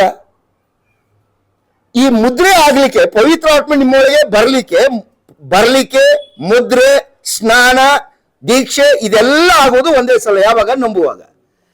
ಇದು ಈ ಮುದ್ರೆ ಮತ್ತೆ ಸ್ನಾನ ಇವೆಲ್ಲ ನಿಮ್ಮ ನಡತೆ ಮೇಲೆ ಸಂಬಂಧಪಟ್ಟಿಲ್ಲ, ಅದು ನಿಮ್ಮ ನಡತೆಯನ್ನು ಅವಲಂಬಿಸಿಲ್ಲ, ಅದು ಬರೇ ನಿಮ್ಮ ನಂಬಿಕೆಯನ್ನು ಅವಲಂಬಿಸಿದೆ. ಇವ್ರು ಹೇಳ್ತಾರಲ್ಲ, ನಾವು ಪವಿತ್ರಾತ್ಮನ ಸ್ನಾನ ಆಗ್ಬೇಕಾದ್ರೆ, ಪವಿತ್ರಾತ್ಮನ ಮುದ್ರೆ ಆಗ್ಬೇಕಾದ್ರೆ ಬಹಳಷ್ಟು ನಾವು ದೇವರ ವಾಕ್ಯದಲ್ಲಿ ನಿರತರಾಗಿ, ದೇವರ ವಾಕ್ಯದಲ್ಲಿ ದೇವರಿಗೋಸ್ಕರವಾಗಿ ಪ್ರತ್ಯೇಕಿಸಿಕೊಂಡು ಬಹಳಷ್ಟು ನಾವು ಶ್ರಮ ಪಟ್ಟಾಗ ನಮಗಾಗುತ್ತೆ ಅಂತ ಅವ್ರು ಹೇಳ್ತಾರಲ್ಲ. ಸತ್ಯವೇದ ಹೇಳುವುದೇನು? 2 ಕೊರಿಂಥ 1:22 ಏನಂತ ಬರೆದಿದ್ದಾನೆ ಅವನು? ಓದ್ರಿ, 2 ಕೊರಿಂಥ 1:22 ಏನಂತ ಬರೀತಾ ಇದ್ದಾನೆ? ಪೌಲನು ಕೊರಿಂಥ ಸಭೆಗೆ ಬರೀತಾ ಇದ್ದಾನೆ. ಏನಂತ ಬರೀತಾ ಇದ್ದಾನೆ? ಅಲ್ಲ ಬ್ರದರ್, ಪೂರ್ತಿ ಓದ್ರಿ. 1:22. ಯೆಹೂದ್ಯರು ಸೂಚಕ ಕಾರ್ಯಗಳನ್ನು ಕೇಳುತ್ತಾರೆ, ಗ್ರೀಕರು ಜ್ಞಾನವನ್ನು ಹುಡುಕುತ್ತಾರೆ, ನಾವಾದರೂ ಶಿಲುಬೆಗೆ ಹಾಕಲ್ಪಟ್ಟವನಾದ ಕ್ರಿಸ್ತನನ್ನು ಪ್ರಚುರಪಡಿಸುತ್ತೇವೆ. ಇಂಥ ಕ್ರಿಸ್ತನ ಸಂಗತಿಯು ಯೆಹೂದ್ಯರಿಗೆ ವಿಘ್ನವೂ ಅನ್ಯಜನರಿಗೆ ಹುಚ್ಚುಮಾತು ಆಗಿದೆ. ಆದರೆ ದೇವರಿಂದ ಕರೆಸಿಕೊಂಡವರು ಯೆಹೂದ್ಯರಾಗಲಿ ಗ್ರೀಕರಾಗಲಿ 22ನೇ ವಚನ ಮಾತ್ರ ಸಿಸ್ಟರ್. 2 ಕೊರಿಂಥ 1:22. ಆತನು ನಮ್ಮ ಮೇಲೆ ಮುದ್ರೆ ಹಾಕಿ ನಮ್ಮ ಹೃದಯಗಳಲ್ಲಿ ಪವಿತ್ರಾತ್ಮನನ್ನು ಸಂಚಾರವಾಗಿ ಅನುಗ್ರಹಿಸಿದ್ದಾನೆ. ಯಾರಿಗೆ ಬರೆದಿದ್ದಾನೆ ಇದನ್ನ? ಯಾರಿಗೆ ಪತ್ರ ಸಂಬೋಧಿತವಾಗಿದೆ? ಕೊರಿಂಥ ಸಭೆಯ ವಿಶ್ವಾಸಿಗಳೇ, ಕೊರಿಂಥ ಸಭೆಯ ವಿಶ್ವಾಸಿಗಳೇ, ನಿಮಗೆ ಪವಿತ್ರಾತ್ಮ ನಿಮ್ಮಲ್ಲಿ ಇಟ್ಟು ಮುದ್ರೆಯಾಗಿ ಪವಿತ್ರಾತ್ಮ ನಿಮ್ಮಲ್ಲಿ ಇಟ್ಟಿದ್ದಾನೆ ಅಂತ ಹೇಳ್ತಾನೆ. ಈ ಕೊರಿಂಥ ಸಭೆಯ ವಿಶ್ವಾಸಿಗಳ ಜೀವಿತ ಹೇಗಿತ್ತು? 1 ಕೊರಿಂಥ 3:1. 1 ಕೊರಿಂಥ 3:1. ಸಹೋದರರೇ, ನಾನಂತೂ ದೇವರಾತ್ಮನಿಂದ ನಡೆಸಿಕೊಳ್ಳುವವರಿಗೆ ತಕ್ಕಂತೆ ಹ. ನಿಮ್ಮ ಸಂಗಡ ಮಾತಾಡಲಾರದೆ ಪ್ರಾಪಂಚಿಕರು, ಕ್ರಿಸ್ತನ ವಿಷಯದಲ್ಲಿ ಎಳೆಗೂಸುಗಳು ಆಗಿರುವಂತವರಿಗೆ ತಕ್ಕಂತೆ ಆ ವಿಶ್ವಾಸಿಗಳು ಎಂತವ್ರಂತೆ? ಅವರು ಕಾರ್ನಲ್ ಕ್ರಿಶ್ಚಿಯನ್ಸ್, ನಮ್ಮಂಗೆ. ನಮ್ಮಷ್ಟು ಕಾರ್ನಲ್ ಯಾರಿದ್ದಾರೆ? ಕಾರ್ನಲ್ ಅಂದ್ರೆ ನಿಮ್ಗೆ ಕನ್ನಡದಲ್ಲಿ ಇಂಗ್ಲಿಷ್ನಲ್ಲಿ ಅರ್ಥ ಆಗಲ್ಲ. ನಾಮಧೇಯ ಕ್ರೈಸ್ತರು. ಆದ್ರೂ ಪವಿತ್ರಾತ್ಮ ನಿಮ್ಮಲ್ಲಿ ಇದ್ದಾನೆ ಅಂತ ಬರೀತಾನೆ. ಪವಿತ್ರಾತ್ಮನ ಮುದ್ರೆ ಆಗಕ್ಕೆ ನಿನ್ನ ಆತ್ಮಿಕ ಜೀವಿತ ಅಲ್ಲ, ರಕ್ಷಣೆ ಮುಖ್ಯ. ನನ್ನ ಮಾತು ಅರ್ಥ ಆಗ್ತಿದ್ಯಾ ನಿಮಗೆ? ಅರ್ಥ ಆಗ್ತಾ ಇದೆಯಾ? ನಿಮ್ಮನ್ನು ಧೃತಿಗೆಡಿಸ್ತಾ ಇದ್ದಾರೆ. Be careful. ಸತ್ಯವೇದ ಹೇಳುವುದು ಬೇರೆ. ಸತ್ಯವೇದ ಹೇಳುವ ಪ್ರಕಾರ ಪವಿತ್ರಾತ್ಮನು ನಿಮ್ಮಲ್ಲಿ ಮುದ್ರೆಯಾಗಿ ನಿಮ್ಮಲ್ಲಿ ಇರಬೇಕಾದ್ರೆ ಒಂದೇ ಒಂದು ಕಂಡೀಷನ್, ನಿನ್ನ ನಂಬಿಕೆ, ಕ್ರಿಸ್ತನ ಮೇಲೆ ನಿನ್ನ ನಂಬಿಕೆ ಅಷ್ಟೇ. ನಿನ್ನ ಜೀವಿತ ಅಲ್ಲ. ಪವಿತ್ರಾತ್ಮನಿಂದ ನೀನು ತುಂಬಿಸಲ್ಪಡ್ಬೇಕಾದ್ರೆ ನಿನ್ನ ಜೀವಿತ ತುಂಬಿಸಲ್ಪಡೋದು ಅಂದ್ರೆ ಅರ್ಥ ಏನು? ಪವಿತ್ರಾತ್ಮ ನಿನ್ನನ್ನು ಕಂಟ್ರೋಲ್ ಮಾಡಬೇಕಾದ್ರೆ ನೀನು ವಿಧಿಯನ್ನಾದ್ರೆ ನಿನ್ನನ್ನು ಕಂಟ್ರೋಲ್ ಮಾಡ್ತಾನೆ. ನೀನು ಕೊಡ್ಲಿಲ್ಲ ಅಂದ್ರೆ ನಿಮ್ಮಲ್ಲಿ ಇರ್ತಾನೆ ಅವನು ಅಷ್ಟೇ. ಬಟ್ ಪವಿತ್ರಾತ್ಮನ ಮುದ್ರೆ, ಸ್ನಾನ, ಆತನ ಆಗಮನ ಏನ್ ಆಗ್ಬೇಕಾದ್ರೂ ನಿನಗೆ ಇರುವುದು ಒಂದೇ ಒಂದು ಕಂಡೀಷನ್, ರಕ್ಷಣೆ ಆಗ್ಬೇಕಷ್ಟೇ. ಹೊಸದಾಗಿ ಹುಟ್ಟಬೇಕು. ಸ್ವಾಮಿ ಹೇಳ್ತಾನಲ್ವಾ ಯೋಹಾನ 3:6 ನಿಕೋದೇಮಲ್ಲಿ, ನೀನು ಹೊಸದಾಗಿ ಹುಟ್ಟಬೇಕು. ಅವನು ಕೇಳ್ತಾನೆ, ಏನ್ ತಾಯ ಗರ್ಭಕ್ಕೆ ಹುಟ್ಲಿಕ್ಕೆ ಆಗ್ತದೆ? ಅದಕ್ಕೆ ಹೇಳ್ತಾನೆ ಸ್ವಾಮಿ, ನೀನು ನೀರಿನಿಂದಲೂ ಆತ್ಮನಿಂದಲೂ ಹುಟ್ಟಬೇಕು. ನೀರು ಅಂದ್ರೆ ವಾಕ್ಯ, ದೇವರ ವಾಕ್ಯವನ್ನು ಕೇಳಿಸ್ಕೊಳ್ಬೇಕು. ನೀನು ಕೇಳಿಸ್ಕೊಂಡು ಪವಿತ್ರ ಆತ್ಮನಿಂದ ಹುಟ್ಟಬೇಕು ಅಂದ್ರೆ ಪವಿತ್ರ ಆತ್ಮ ನಿನ್ನಲ್ಲಿ ಬರಬೇಕು. ಪವಿತ್ರ ಆತ್ಮ ನಿನ್ನಲ್ಲಿ ಬರುವುದೇ ಆಗ ನೀನು ನಂಬುವಾಗ. ನಿನ್ನ ಜೀವಿತ ನೋಡಿ ಬರೋಲ್ಲ ಅವನು, ನಿನ್ನ ನಂಬಿಕೆ ನೋಡಿ ಬರ್ತಾನೆ ನಿನ್ನಲ್ಲಿ. ಸರಿ, ನಿಮಗೆ ಮುದ್ರೆ ಆಗೋದು ಯಾವಾಗ? ಹಾಗಾದ್ರೆ ಯೇಸುಸ್ವಾಮಿನ ನಂಬಿದಾಗ. ಎಲ್ಲಿವರೆಗೂ ಇರ್ತಾನೆ ನಿಮ್ಮಲ್ಲಿ? ಪಾಪ ಮಾಡ್ಬಿಟ್ರೆ ಅಯ್ಯೋ ದೇವ್ರೆ, ಯಾಕಂದ್ರೆ ಪರಲೋಕದಲ್ಲಿ ಜಾಗ ಇಲ್ಲ ಅನ್ಬಿಟ್ಟು ಇಲ್ಲೇ ಅಡ್ಜಸ್ಟ್ ಮಾಡ್ಕೊಂಡು ಇರ್ತಾನೆ. ಅಮೆರಿಕಕ್ಕೆ ಹೋಗ್ಬಿಡ್ತೀವಿ, ಅಲ್ಲಿ ವೀಸಾ ರದ್ದಾದ್ರೂ ಅಲ್ಲಿ ಇಲ್ಲಿ ಅಡ್ಜಸ್ಟ್ ಮಾಡ್ಕೊಂಡು ಅಲ್ಲೇ ಇರ್ತಾರೆ, ಬರಕ್ ಹೋಗೋದಿಲ್ಲ. ಆ ಥರ ಇವನು ಅಡ್ಜಸ್ಟ್ ಮಾಡ್ಕೊತಾನ ಅಂತ ನನಗೆ. ಏನಾದ್ರೂ ಹೇಳ್ರಪ್ಪ, ಆ ಕಡೆಗೂ ಇಲ್ಲಿ ಈ ಕಡೆ ಇಲ್ಲ ಅಂದ್ರೆ ಅದು ಇಲ್ಲ ಅಂತೀರಿ, ಇರ್ತಾನೆ ಅಂತೀರಿ, ಅಡ್ಜಸ್ಟ್ ಮಾಡ್ಕೊಂಡು ಇರ್ತಾನ ಅಂತ ನನ್ನ ಪ್ರಶ್ನೆ.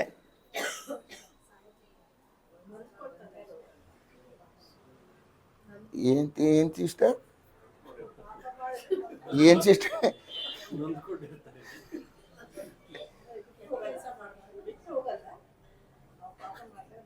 ಸರಿ, ಇದು ನಾವು ಬಾಯಿಲಿ ಹೇಳ್ಬಾರ್ದು, ಪ್ರಯೋಜನಕ್ಕೆ ಬರಲ್ಲ. ಓದ್ರಿ ಎಫೆಸ 4:30 ಏನ್ ಬರೀತಾನೆ ಪಾಲ್?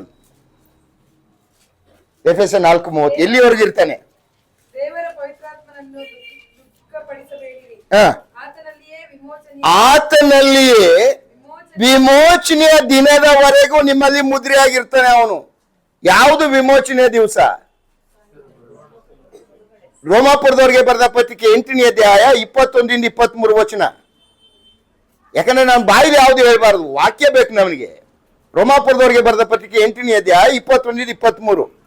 ಆದರೂ ಅದಕ್ಕೊಂದು ನಿರೀಕ್ಷೆಯುಂಟು, ಏನೆಂದರೆ ಆ ಜಗತ್ತು ಕೂಡ ನಾಶದ ವಶದಿಂದ ಬಿಡುಗಡೆಯಾಗಿ ದೇವರ ಮಕ್ಕಳ ಮಹಿಮೆಯುಳ್ಳ ವಿಮೋಚನೆಯಲ್ಲಿ ಪಾಲು ಹೊಂದುವುದೇ. ಜಗತ್ತೆಲ್ಲ ಇಂದಿನವರೆಗೂ ನರಳುತ್ತಾ ಪ್ರಸವ ವೇದನೆ ಪಡುತ್ತಾ ಇರುತ್ತದೆಂದು ನಾವು ಬಲ್ಲೆವು. ಇದು ಮಾತ್ರವಲ್ಲದೆ ಪ್ರಥಮ ಫಲವಾಗಿರುವ ಪವಿತ್ರಾತ್ಮ ವರವನ್ನು ಹೊಂದಿದ ನಾವಾದರೂ ದೇವಪುತ್ರರ ಪದವಿಯನ್ನು, ಅಂದರೆ ದೇಹಕ್ಕೆ ಆಗಬೇಕಾದ ಬಿಡುಗಡೆಯನ್ನ ಎದುರು ನೋಡುತ್ತಾ ನಮ್ಮೊಳಗೆ ನರಳುತ್ತೇವೆ.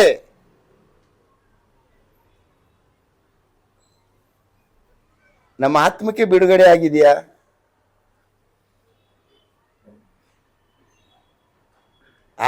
ಆತ್ಮಕ್ಕೆ ಬಿಡುಗಡೆ ಆಗಿದೆಯಾ ನಂಬುವಾಗ? ದೇಹದ ಬಗ್ಗೆ ಬರೀತಾ ಇದ್ದಾನೆ ಅವನು, ದೇಹಕ್ಕೆ ಇನ್ನೂ ಬಿಡುಗಡೆ ಆಗ್ಲಿಲ್ಲ ಅಂತಾನೆ.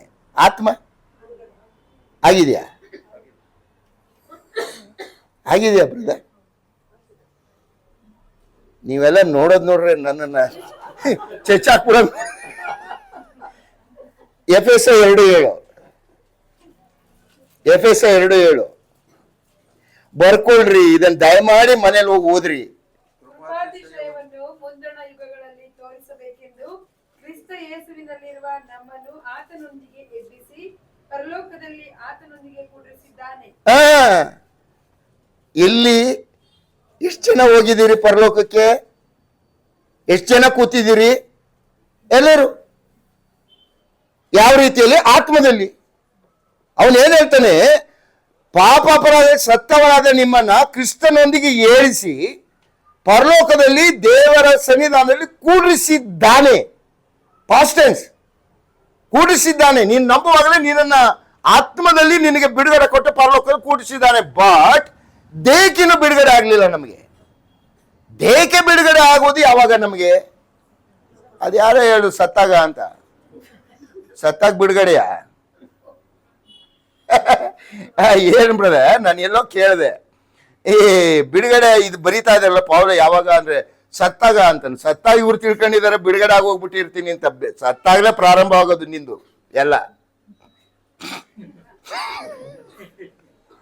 ಸತ್ತಾಗಲೇ ಶುರು ಆಗೋದು. ಕೆಲವರು ಈ ಲೋಕದಲ್ಲಿ ಕಾಟ ತಡಿಲಾರದೆ ಪ್ರಾಣಕ್ಕೆ ಮಾಡ್ಕೊಂಡ್ಬಿಡ್ತಾರೆ.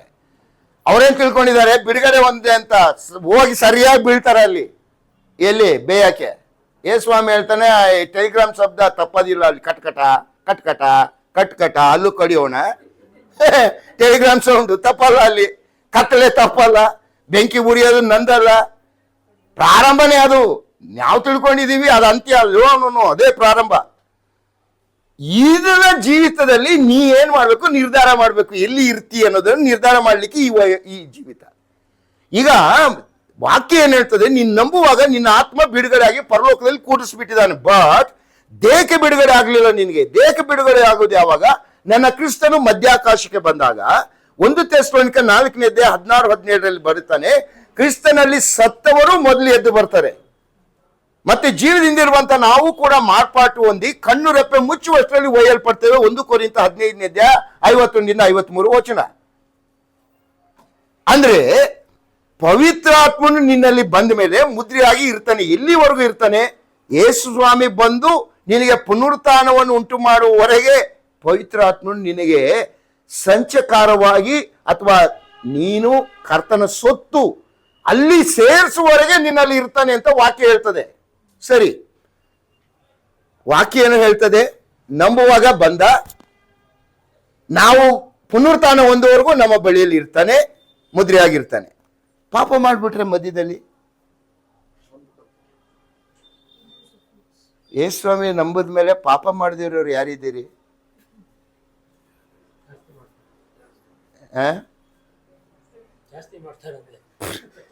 ಲೈಸೆನ್ಸ್ ತೆಗ್ದಂಗಲ್ವಾ? ಈ ಅನ್ಯರಿಗೆ ಭಯ ಇದೆ.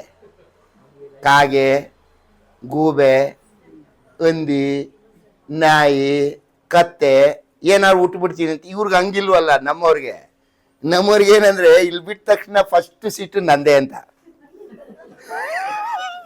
ಅಲ್ಲಿ ಈ ಭ್ರಮೆಲಿ ನಾನಿರೋದೇ ಪಾಪ ಮಾಡಕ್ಕೆ, ಯೇಸುಸ್ವಾಮಿ ಇರೋದೇ ಶಂಸಕ್ಕೆ.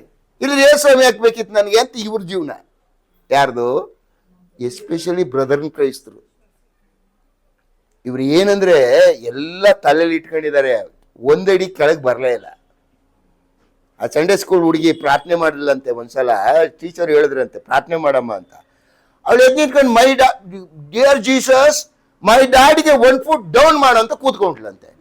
ಇದೇನು ಇವ್ರ ಅಪ್ಪನಿಗೆ 1 ಫುಟ್ ಡೌನ್ ಅಂತ ಆ ಮಿಸ್ ಯಾವತ್ತೂ ಕೇಳಿರಲಿಲ್ಲ ಆ ಪ್ರಾರ್ಥನೆನ. ಅಲ್ಲ ಮಗು, ಅದೇನದು ನಿಮ್ಮ ಡ್ಯಾಡಿಗೆ 1 ಫುಟ್ ಡೌನ್? ಮಿಸ್, ನಮ್ಮ ಅಪ್ಪ ಇಡೀ ಬೈಬಲ್ ತಲೆಯೊಳಗೆ ಇಟ್ಕೊಂಡವನೆ. ಕೆಲವರು ಕೇಳ್ತಿರ್ತಾರೆ, ಅದೇನು ವಚನ ಎಲ್ಲ ನೆನಪಿದೆಯಲ್ಲ, ವಚನ ಎಲ್ಲ ನೆನಪು, ಉಪಯೋಗ ಏನು? ಇಲ್ಲಿ ಇಟ್ಕೊಂಡಿದ್ದಾನೆ, ಅದು ಪ್ರಯೋಜನಕ್ಕೆ ಬರಲ್ಲ. ಅದು 1 ಫುಟ್ ಡೌನ್ ಹೃದಯಕ್ಕೆ ಬರಬೇಕು, ನಾವು ಅಪ್ಪಂದು ಆಕ್ಷನ್ ಅಲ್ಲಿ ಬರಬೇಕು, ಅದನ್ನ ಬೇಡದೆ ಅಂತ. So right prayer. ಇವತ್ತು ನಾವು ಕರ್ತನಾದ ಯೇಸು ಸ್ವಾಮಿಯ ಮೇಲೆ ನಂಬಿಕೆ ಇಡುವಾಗ ಪವಿತ್ರಾತ್ಮ ನಿಮ್ಮಲ್ಲಿ ಬರ್ತಾನೆ, ಅದರಲ್ಲಿ ಮುದ್ರೆಯಾಗಿ ನಿಮ್ಮಲ್ಲಿ ಇರ್ತಾನೆ. ಎಲ್ಲಿವರೆಗೂ ಇರ್ತಾನೆ? ನಮಗೆ ಬಿಡುಗಡೆ ದಿವಸದವರೆಗೂ. ಆದ್ರೆ ಈ ಆತನ ನಂಬಿದ ಮೇಲೆ ನಾವು ಪಾಪ ಮಾಡುವಾಗ ಏನಾಗ್ತದೆ? ಪವಿತ್ರಾತ್ಮನ ಬಿಟ್ಟು ಹೋಗ್ತಾನ? ಖಂಡಿತ ಇಲ್ಲ. ಸತ್ಯವೇದ ಹೇಳೋ ಪ್ರಕಾರ ಬಿಡುಗಡೆ ದಿವಸದವರೆಗೂ ನಿಮ್ಮಲ್ಲೇ ಮುದ್ರೆಯಾಗಿರ್ತಾನೆ ಅಂತ ವಾಕ್ಯ ಹೇಳ್ತದೆ. ಹಾಗಾದ್ರೆ ಆತ ನಮ್ಮಲ್ಲೇ ಇರೋದಾಗಿದ್ರೆ ನಾವು ಪಾಪ ಮಾಡಿದ್ರೆ ಏನು ಪರಿಣಾಮ? ಓದ್ರಿ, 2 ವಚನನೂ ಓದ್ರಿ. ಅಪೊಸ್ತಲರಿಗೆ ಬರೆದ ಎಫೆಸದವರಿಗೆ ಬರೆದ ಪತ್ರಿಕೆ 4:30, 1 ಥೆಸಲೋನಿಕ 5:19. ಯಾವ ದೇಹಕ್ಕೆ ನಾವು ಅಂಗಗಳಾಗಿದ್ದೇವೋ ಹಾ. ಸಭೆ ಎಂಬ ಆ ದೇಹವನ್ನು ಕ್ರಿಸ್ತನು ಹಾಗೆಯೇ ಪೋಷಿಸಿ ಸಂರಕ್ಷಿಸುತ್ತಾನಲ್ಲ. ಹಾ. ಇದರ ನಿಮಿತ್ತದಿಂದ ಪುರುಷನು ತಂದೆ ತಾಯಿಗಳನ್ನು ಬಿಟ್ಟು ಇಲ್ಲ, 5ನೇ ಅಧ್ಯಾಯ ಓದ್ತಾ ಇದ್ದೀರಿ ಸಿಸ್ಟರ್, 4:30. ದೇವರ ಪವಿತ್ರಾತ್ಮನನ್ನು ದುಃಖಪಡಿಸಬೇಡಿರಿ. ಹಾ. ಆತನಲ್ಲಿ ವಿಮೋಚನೆಯ ದಿನಕ್ಕಾಗಿ ಮುದ್ರೆ ಹೊಂದಿದ್ದೀರಲ್ಲ. ಶಿಲ್ಪ ಅವ್ರು ಸುಮ್ಮನೆ ಟೆಸ್ಟ್ ಮಾಡಿದ್ರು ಇವ್ನು ಏನ ಸರಿಯಾಗಿ ತಿಳ್ಕೊಂಡವನ ಇಲ್ವಾ ಅಂತ. ಮದುವೆದು ಓದ್ತಾ ಇದಾರೆ ಅವರು. ಮದುವೆಲಿ ಸಿಕ್ಕಿದ್ರು ಅಲ್ಲಿ. ಈಗ ಅದನ್ನ ಮಾಡಿದ್ನಲ್ಲ, ಮಾಡ್ತೀನಿ ಇವ್ರಿಗೆ ಅಂತೇಳಿ 5:25 ಓದ್ತಾ ಇದ್ದಾರೆ ಅವರು. ಇಲ್ಲಿ 4:37 ಓದ್ತೀರಿ, ಪವಿತ್ರ ಆತ್ಮನು ದುಃಖಗೊಳ್ತಾನೆ. ಯಾವಾಗ? ನೀವು ನಂಬಿದ ಮೇಲೆ ನೀವು ಪಾಪದಲ್ಲೇ ಇದ್ರೆ ಪವಿತ್ರ ಆತ್ಮನ ದುಃಖಗೊಳ್ತಾನೆ ಅಂತ ವಾಕ್ಯ ಹೇಳ್ತದೆ. 1 ಥೆಸಲೋನಿಕ 5:19 ಏನ್ ಹೇಳ್ತಾನೆ? 1 ಥೆಸಲೋನಿಕ 5:19.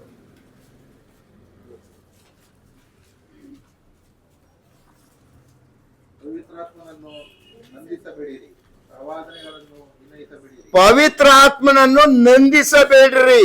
ನಂದಿಸೋದು ಒಂದು ಅರ್ಥ ಏನು? ಇಲ್ಲ ಸಿಸ್ಟರ್, ಆರಿಸೋದು. ಏನದು? ಪವಿತ್ರಾತ್ಮ ಉರಿತಾ ಇರ್ತಾನ.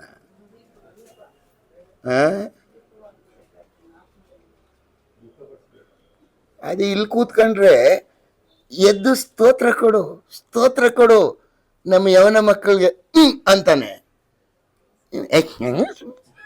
ನಾನೇ ಕೊಡೋದು ನೀವೇ ಸುಮ್ಮನಿರ ಅಂದ್ರೆ ಅದೇ ಪವಿತ್ರಾತ್ಮ ತಲೆ ಮೇಲೆ ಹೊಡೆದು ಕೂತ್ಕ ಸುಮ್ಮನೆ. ನಾನೇ ಕೊಡ್ಬೇಕು, ಅಲ್ಲಿ ಇಲ್ವಾ? ಸುಳ್ಳು ಕೊಡ್ತಾರೆ ಬಿಡ್ರಿ ಅವರು. ಒಬ್ಬರೇ ಕೊಟ್ಕೋತಾರೆ ಎಲ್ಲಾರು. ಕೂತಿರ್ತಾರೆ ಇವ. ಒಂದ್ ಸಿಂಪಲ್ ಉದಾಹರಣೆ ಇದು. ಪವಿತ್ರ ಆತ್ಮನ ಹೆಂಗ್ ನಂದಿಸ್ತೀರಿ ಅನ್ನೋದಕ್ಕೆ ಸಿಂಪಲ್ ಉದಾಹರಣೆ. ಹೋಗ್ಬೇಕಾದಾಗ ನಮ್ಮ ಲೇಡೀಸ್ಗೆ ಪವಿತ್ರ ಆತ್ಮ ನೆನ್ಸೋ ಗುಣ ಅಲ್ಲಿ. ಚರ್ಚಿಗೆ ಲೇಟ್ ಆಗಿರ್ತದೆ, ಇವ್ರು ರೆಡಿ ಆಗೋದೇ ಇಲ್ಲ. ಟೈಮ್ ಆಯ್ತಲ್ಲ, ಇರ್ರಿ. ಯಾರಿಗೆ ಹೇಳ್ತಾ ಇರೋದು ಇರ್ರಿ ಅಂತ? ಅವ್ರು ತಿಳ್ಕೊಂಡು ಗಂಡನ್ಗೆ ಹೇಳ್ತಾ ಇದ್ದೀನಿ ಅಂತ. ಪವಿತ್ರ ಆತ್ಮನ ಟೈಮ್ ಆಯ್ತು, ನಡಿ ಅಂದ್ರೆ ಇಲ್ಲ ಸುಮ್ಮನೆ. ಇನ್ನು ನನ್ ಹೇರೋ ಇಷ್ಟ ಇಲ್ಲ, ಆಗಿಲ್ಲ, ಅದಾಗಿಲ್ಲ, ಇದಾಗಿಲ್ಲ ಅಂತ ಕೂತಿರ್ತೀವಿ. ನಾನು ನಿಮಗೆ ಕೇಳ್ತಾ ಇರೋದು ಸ್ಮಾಲ್ ಎಕ್ಸಾಂಪಲ್ಸ್. ನೀವು ದಯಮಾಡಿ ನಿಮ್ಮ ಜೀವಿತ ಒಮ್ಮೆ ಪರೀಕ್ಷೆ ಮಾಡ್ರಿ. ಏನ್ ಮಾಡ್ತಾ ಇದ್ದೀರಿ ನೀವು ನಿಜವಾಗಿ ನಂಬಿದ್ರೆ ಪವಿತ್ರಾತ್ಮ ನಿಮ್ಮಲ್ಲಿದ್ದಾನಲ್ವಾ? ಇದ್ರೆ ನೀವು ಯಾವ ತರ ನಂದಿಸ್ತಾ ಇದ್ದೀರಿ? ಆತ್ಮನ ದುಃಖಗೊಳಿಸ್ತಿದ್ದೀರಿ? ಏನು ಪ್ರೇರಣೆ ಕೊಡ್ತಾ ಇದ್ದಾನೆ ನಿಮಗೆ? ಏನ್ ಮಾಡ್ತಾ ಇದ್ದೀರಿ? ಏನು ಮಾಡ್ತಾ ಇದ್ದೀವಿ ಇವತ್ತು ನಾನು ನೀವು? ನಮಗೆ ಆ ಪವಿತ್ರ ಆತ್ಮನು ಅಂತ ಹೇಳುವಾಗ ಯೇಸುಸ್ವಾಮಿ ಹೇಳ್ತಾನೆ, ಯೋಹಾನ್ ಬರೆಸುವಾರ್ತೆ 7:37 ನಾನು ಕೊಡುವ ನೀರನ್ನು ಕುಡಿಯುವನ ಹೊಟ್ಟೆ ಒಳಗಿಂದ ಜೀವಕರವಾದ ಹೊಳೆಗಳು ಉಕ್ಕಿ, ಜೀವಕರವಾದ ಬುಗ್ಗೆಗಳು ಉಕ್ಕಿ ಹೊಳೆಯಾಗಿ ಹರಿತದೆ, ಉಕ್ತದೆ. ಆ ಸಂತೋಷ, ಆ ಉತ್ಸಾಹ, ಕರ್ತನನ್ನು ಮಹಿಮೆ ಪಡಿಸಬೇಕು, ಕರ್ತನಿಗೋಸ್ಕರ ಜೀವಿಸಬೇಕೆಂಬ ಉತ್ಸಾಹ ಪವಿತ್ರ ಆತ್ಮ ನಿಮ್ಮಲ್ಲಿ ಉಂಟು ಮಾಡುವಾಗ ತಲೆ ಮೇಲೆ ಹೊಡೆದು ಕೂರಿಸ್ತೀರಿ, ನಂದಿಸ್ತೀರಿ, ದುಃಖಪಡಿಸ್ತೀರಿ. ಪವಿತ್ರ ಆತ್ಮನ ದುಃಖಪಡಿಸೋದು ಅದಕ್ಕೂ ಮುಂಚೆ ಪವಿತ್ರ ಆತ್ಮನ ಕೆಲಸ ಏನು ನಿನ್ನಲ್ಲಿ ಬಂದ ಮೇಲೆ? ಓದ್ರಿ, 3 ಕೆಲಸ ಇದೆ. ಯೋಹಾನ್ ಬರೆಸುವಾರ್ತೆ 16ನೇ ಅಧ್ಯಾಯ 8ನೇ ವಚನ. John's gospel chapter 16:8. ಏನು ಅವನ ಪವಿತ್ರಾತ್ಮನ ಕೆಲಸ ಏನು? ಆತನು ಬಂದು ಹಾ, ಪಾಪ, ನೀತಿ, ನ್ಯಾಯ ತೀರುವಿಕೆ ಈ ವಿಷಯಗಳಲ್ಲಿ ಲೋಕಕ್ಕೆ ಅರ್ಹನ್ನು ಹುಟ್ಟಿಸುವನು. ಮಾಡ್ತಾ ಇಲ್ವಾ ನಿಮ್ಮಲ್ಲಿ? ಮಾಡ್ತಾ ಇಲ್ಲ? ಮಗಳೇ, ನೀನು ದೇವರ ಮಗಳು, ನೀನು ದೇವರ ಮಗ. ನೀನು ಹೇಗೆ ಇಲ್ಲಿ ಇರ್ಲಿಕ್ಕಾಗ್ತದೆ? ಹೇಗೆ ನೀನು ಈ ಜನರ ಮಧ್ಯದಲ್ಲಿ ಸೇರ್ಲಿಕ್ಕಾಗ್ತದೆ? ಈ ಜನರು ಮಾಡುವಂತ ಕೃತ್ಯಗಳನ್ನು ನೀನು ಹೇಗೆ ಮಾಡ್ಲಿಕ್ಕಾಗ್ತದೆ? ಹೇಗೆ ಕತ್ತಲೆಯ ಕಾರ್ಯಗಳಲ್ಲಿ ನಿನ್ನನ್ನು ಸೇರಿಸಿಕೊಳ್ಳಿಕ್ಕಾಗ್ತದೆ ಎಂಬ ಎಚ್ಚರಿಕೆಯನ್ನ ಪರಿಶುದ್ಧಾತ್ಮ ನಿಮ್ಮಲ್ಲಿ ಕೊಡ್ತಾನೆ. ಆತನ ಮೊದಲೇ ಕೆಲಸವೇ ಅದು. ನಿನ್ನಲ್ಲಿ ಪರಿಶುದ್ಧಾತ್ಮನು ಇದೆ ಎಂಬುದು ಗೊತ್ತಾಗೋದು ಹೇಗಂದ್ರೆ ಆತನು ನಿನಗೆ ಮನವರಿಕೆ ಮಾಡ್ತಾ ಇರ್ತಾನೆ. ಆತನ ಮುಖ್ಯ ಕೆಲಸವೇ ಅದು. ಪಾಪದ ಅರಿವನ್ನು ಹುಟ್ಟಿಸ್ತಾ ಇರ್ತಾನೆ ನಿನಗೆ. ಬೇಡ ಮಗನೇ, ಬೇಡಪ್ಪ, ನೀನು ಪರಲೋಕ ಸಂಸ್ಥಾನದವನು, ನೀನು ನೋಡು, ನಾನು ನಿನ್ನಲ್ಲಿದ್ದೇನಲ್ವಾ, ನೀನು ಕರ್ತನ ಮಗನಲ್ವಾ, ಯಾಕೆ ಈ ಕೆಲಸಗಳಲ್ಲಿ ನೀನು ತೋರಿಸ್ಕೊಂಡಿದ್ದಿ? ನೀನು ಇರಬೇಕಾದ ಸ್ಥಳವಾ ಇದು? ನೀನು ಮಾಡಬೇಕಾದ ಕೆಲಸನ, ನೀನು ಆಡಬೇಕಾದ ಮಾತಾ ಇದು? ಇದನ್ನು ನೀನು ಮಾಡ್ಲಿಕ್ಕೆ ಬರುವುದಿಲ್ಲ ಅಲ್ವಾ ಎಂಬ, ಇದು ಪಾಪವಲ್ವಾ, ದೇವರ ದೃಷ್ಟಿಯಲ್ಲಿ ಇದು ಅಸಹ್ಯ ಅಲ್ವಾ ಎಂಬ ಯೋಚನೆ ನಿಮಗೆ ಕೊಡ್ತಾನೆ. ಎಷ್ಟು ಜನ ನಾವು ಈ ಮಾತಿಗೆ ಕಿವಿ ಕೊಡ್ತೇವೆ? ಎಷ್ಟು ಜನ ಅದಕ್ಕೆ ಭಯಪಟ್ಟು ನಾವು ನಡೀತೇವೆ? ರೋಮಾಪುರದವರಿಗೆ ಬರೆದ ಪತ್ರಿಕೆ 3ನೇ ಅಧ್ಯಾಯ 19ರಿಂದ 23 ವಚನ. ಧರ್ಮಶಾಸ್ತ್ರದ ನುಡಿಗಳೆಲ್ಲವೂ ಆ ಶಾಸ್ತ್ರಕ್ಕೆ ಒಳಗಾದವರಿಗೆ 3ನೇ ಅಧ್ಯಾಯ 19ರಿಂದ 23 ಓದ್ರಿ ಸಿಸ್ಟರ್. ಧರ್ಮಶಾಸ್ತ್ರದ ನುಡಿಗಳೆಲ್ಲವೂ ಆ ಶಾಸ್ತ್ರಕ್ಕೆ ಒಳಗಾದವರಿಗೆ ಹೇಳಿವೆ ಎಂದು ಬಲ್ಲೆವಷ್ಟೇ. ಹ ಹೀಗೆ ಎಲ್ಲರ ಬಾಯಿ ಕಟ್ಟಿ ಹೋಗುವುದು, ಹ ಲೋಕವೆಲ್ಲ ದೇವರ ಮುಂದೆ ಅಪರಾಧಿಯಾಗಿ ನಿಲ್ಲುವುದು. ಹ ಯಾಕೆಂದರೆ ಯಾವನಾದರೂ ನೇಮ ನಿಷ್ಠೆಗಳನ್ನು ಅನುಸರಿಸಿ ದೇವರ ಸನ್ನಿಧಿಯಲ್ಲಿ ನೀತಿವಂತನೆಂದು ನಿರ್ಣಯಿಸಲ್ಪಡುವುದಿಲ್ಲ. ಹ್ಮ್ ಧರ್ಮಶಾಸ್ತ್ರದಿಂದ ಪಾಪದ ಅರಿವು ಉಂಟಾಗುತ್ತದಷ್ಟೇ. ಹ್ಮ್ ಎಲ್ಲಾ ಮನುಷ್ಯರು ನೀತಿವಂತರಾಗುವುದಕ್ಕೆ ಯೇಸು ಕ್ರಿಸ್ತನನ್ನು ನಂಬುವುದೇ ಮಾರ್ಗ. ಹ್ಮ್ ಈಗಲಾದರೂ ದೇವರಿಂದ ದೊರಕುವ ನೀತಿಯು ಧರ್ಮಶಾಸ್ತ್ರ ನಿಯಮಗಳು ಇಲ್ಲದೆ ಪ್ರಕಟವಾಗಿದೆ. ಹ್ಮ್ ಅದು ಮೋಶೆ ಧರ್ಮಶಾಸ್ತ್ರದಿಂದಲೂ ಪ್ರವಾದಿಗಳು ಹೋಗಿ, ಇದೆಲ್ಲ ನಿಮಗೆ ಯೋಚನೆಯನ್ನ ಪವಿತ್ರಾತ್ಮ ನಿಮ್ಮಲ್ಲಿ ಇದ್ದು ಕೊಡ್ತಾ ಇರ್ತಾನೆ. ಮೊದಲೇ ಕೆಲಸ ಆತನು, ನಿಮ್ಮ ಸಮಯ ಆಗಿದ್ರೆ ನಾನು ಹೋಗ್ಬಿಡ್ತೇನೆ. ಪವಿತ್ರಾತ್ಮನ ಕಾರ್ಯದಲ್ಲಿ ಮೊದಲನೇ ಕೆಲಸ ಪಾಪದ ಅರಿವು ಹುಟ್ಟಿಸ್ತಾನೆ. ಎರಡನೇ ಕೆಲಸ ಗಲಾತ್ಯದವರಿಗೆ ಬರೆದ ಪತ್ರಿಕೆ 5ನೇ ಅಧ್ಯಾಯ 17ನೇ ವಚನ. ಗಲಾತ್ಯದವರಿಗೆ 5ನೇ ಅಧ್ಯಾಯ 17ನೇ ವಚನ. ಯಾಕೆಂದರೆ ಶರೀರ ಭಾವವು ಅಭಿಲಾಷಿಸುವುದು ಆತ್ಮನಿಗೆ ವಿರುದ್ಧವಾಗಿದೆ, ಹ ಆತ್ಮನು ಅಭಿಲಾಷಿಸುವುದು ಶರೀರ ಭಾವಕ್ಕೆ ವಿರುದ್ಧವಾಗಿದೆ. ಲಸ್, ಹೋಲಿ ಸ್ಪಿರಿಟ್ ಲಸ್. ಪವಿತ್ರ ಆತ್ಮನು ಅಭಿಲಾಷಿಸ್ತಾನೆ, ಆಶೆ ಹುಟ್ಟಿಸ್ತಾನೆ. ಪವಿತ್ರ ಆತ್ಮನು ಹುಟ್ಟುವಂತ ಆಶೆ, ಅಭಿಲಾಷಿಸುವಂತದ್ದು ಯಾವುದಕ್ಕೆ ವಿರುದ್ಧವಾಗಿದೆ? ಲೋಕಕ್ಕೆ. ಲೋಕವು ಅಭಿಲಾಷಿಸುವುದು ಯಾರಿಗೆ ವಿರುದ್ಧವಾಗಿದೆ? ಪವಿತ್ರಾತ್ಮನಿಗೆ. ಯಾವ ಅಭಿಲಾಷೆ ಪ್ರಕಾರ ನಡೀತಿದ್ದೀರಿ? ಯಾವ ಅಭಿಲಾಷೆ ಪ್ರಕಾರ ನಡೀತಿದ್ದೀವಿ? ಪವಿತ್ರಾತ್ಮನು ನಿಮ್ಮಲ್ಲಿ ಇದ್ಮೇಲೆ ಪವಿತ್ರಾತ್ಮ ಸುಮ್ಮನೆ ಇರುವುದಿಲ್ಲ. ಪವಿತ್ರಾತ್ಮ ಒಂದು ಪಾಪ ಅರಿವು ಹುಟ್ಟಿಸ್ತಾ ಇರ್ತಾನೆ. ಎರಡು, ಅಭಿಲಾಷಿಸುವಂತೆ ಮಾಡ್ತಾನೆ, ಆತ್ಮಿಕ ಸಂಗತಿಗಳನ್ನು ಅಭಿಲಾಷಿಸುವಂತೆ ಮಾಡ್ತಾನೆ. ಅಯ್ಯೋ ಅಯ್ಯೋ, ವಾರಕ್ಕೆ ಒಂದ್ ದಿವಸ ಭಾನುವಾರ ಬರಕ್ಕೆ ನಮ್ಗೆ ಅಭಿಲಾಷೆನಾ? ಯಾಕೆ ಬಂದಿದ್ದೀವಿ ಹೇಳಿ? ವರ್ಷದ ಪ್ರಾರಂಭ, ಇನ್ನು ಹೋಗದೆ ಹೋದ್ರೆ ಎಡವಟ್ ಪಾರ್ಟಿ ಇನ್ನೇನಾರು ಮಾಡಿಗಿಡ್ಬಿಟ್ಟವನು ಅಂತ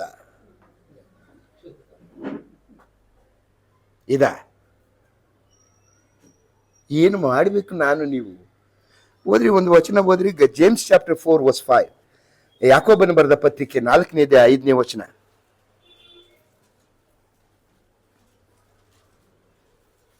ದೇವರು ನಮ್ಮಲ್ಲಿ ಇರಿಸಿರುವ ಪವಿತ್ರಾತ್ಮನು ಹ ಅಭಿಮಾನ ತಾಪದಿಂದ ನಮಗೋಸ್ಕರ ಹಂಬಲಿಸುತ್ತಾನೆ ಎಂಬ ಶಾಸ್ತ್ರೋಕ್ತಿ ಬರೀ ಮಾತೆಂದು ಭಾವಿಸುತ್ತಿರೋ. ಅಭಿಮಾನ ತಾಪದಿಂದ ನಮಗೋಸ್ಕರ ಹಂಬಲಿಸುತ್ತಾನೆ. ಅಯ್ಯೋ ಮಗಳೇ, ಅಯ್ಯೋ ಮಗ, ಅಯ್ಯೋ ನೀವು ದೇವರ ಮಕ್ಕಳಲ್ವಾ, ಅಯ್ಯೋ ನೀವು ಆಶಿಸ್ಬೇಕಲ್ವಾ. ಆತನು ನಲ್ಲಾಡ್ತಾನಂತೆ ನಮ್ಮಲ್ಲಿ.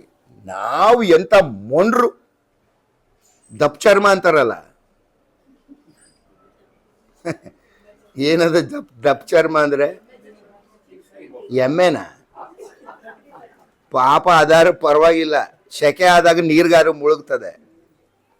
ನಾವು ಯಾವುದಕ್ಕೂ ಮುಳುಗಲ್ಲ, ಏನಾರು ಅಂಟ್ಕೊಂಡಿರ್ಲಿ, ನಮ್ಮ ಪಾಡಿಗೆ ಕೊಳೆಯಲ್ಲಿ ನಡೀತಾ ಇರ್ತೀವಿ. ಪವಿತ್ರ ಆತ್ಮನ ಕೆಲಸ, ಆತನು ನಿಮ್ಮೊಳಗೆ ಸೇರಿಕೊಂಡು ನಿಮ್ಮಲ್ಲಿ ಆತ್ಮಿಕ ಸಂಗತಿಗಳನ್ನು ಅಭಿಲಾಷಿಸ್ತಾ ನರಳ್ತಾನಂತೆ. ನನ್ನ ಮಕ್ಕಳೇ, ದೇವರ ಕಡೆಗೆ ತಿರುಕೊಳ್ರಿ, ದೇವರೆಲ್ಲ ಅಭಿಲಾಷಿಸಿರಿ. ಪವಿತ್ರ ಆತ್ಮನಿಗೆ ವಿರೋಧಿಸುವಂತಹ ಸಂಗತಿಗಳು ಎಷ್ಟಿದೆ? ಲೋಕವು. ಅಯ್ಯೋ ದೇವ್ರೆ, ಗಲಾತ್ಯದವರಿಗೆ ಬರೆದ ಪತ್ರಿಕೆ 5ನೇ ಅಧ್ಯಾಯ 19ನೇ ವಚನ ಓದ್ ನೋಡ್ರಿ, ಎಷ್ಟಿದೆ ಅಲ್ಲಿ ಕೌಂಟ್ ಮಾಡಿ ಹೇಳ್ಬಿಡ್ರಿ ನನಗೆ. ಗಲಾತ್ಯ 5:19. 9 ಅಲ್ಲ, 9 ಫಲ. ಇದು ಎಷ್ಟಿದೆ ಲೆಕ್ಕ ಹಾಕ್ರಿ.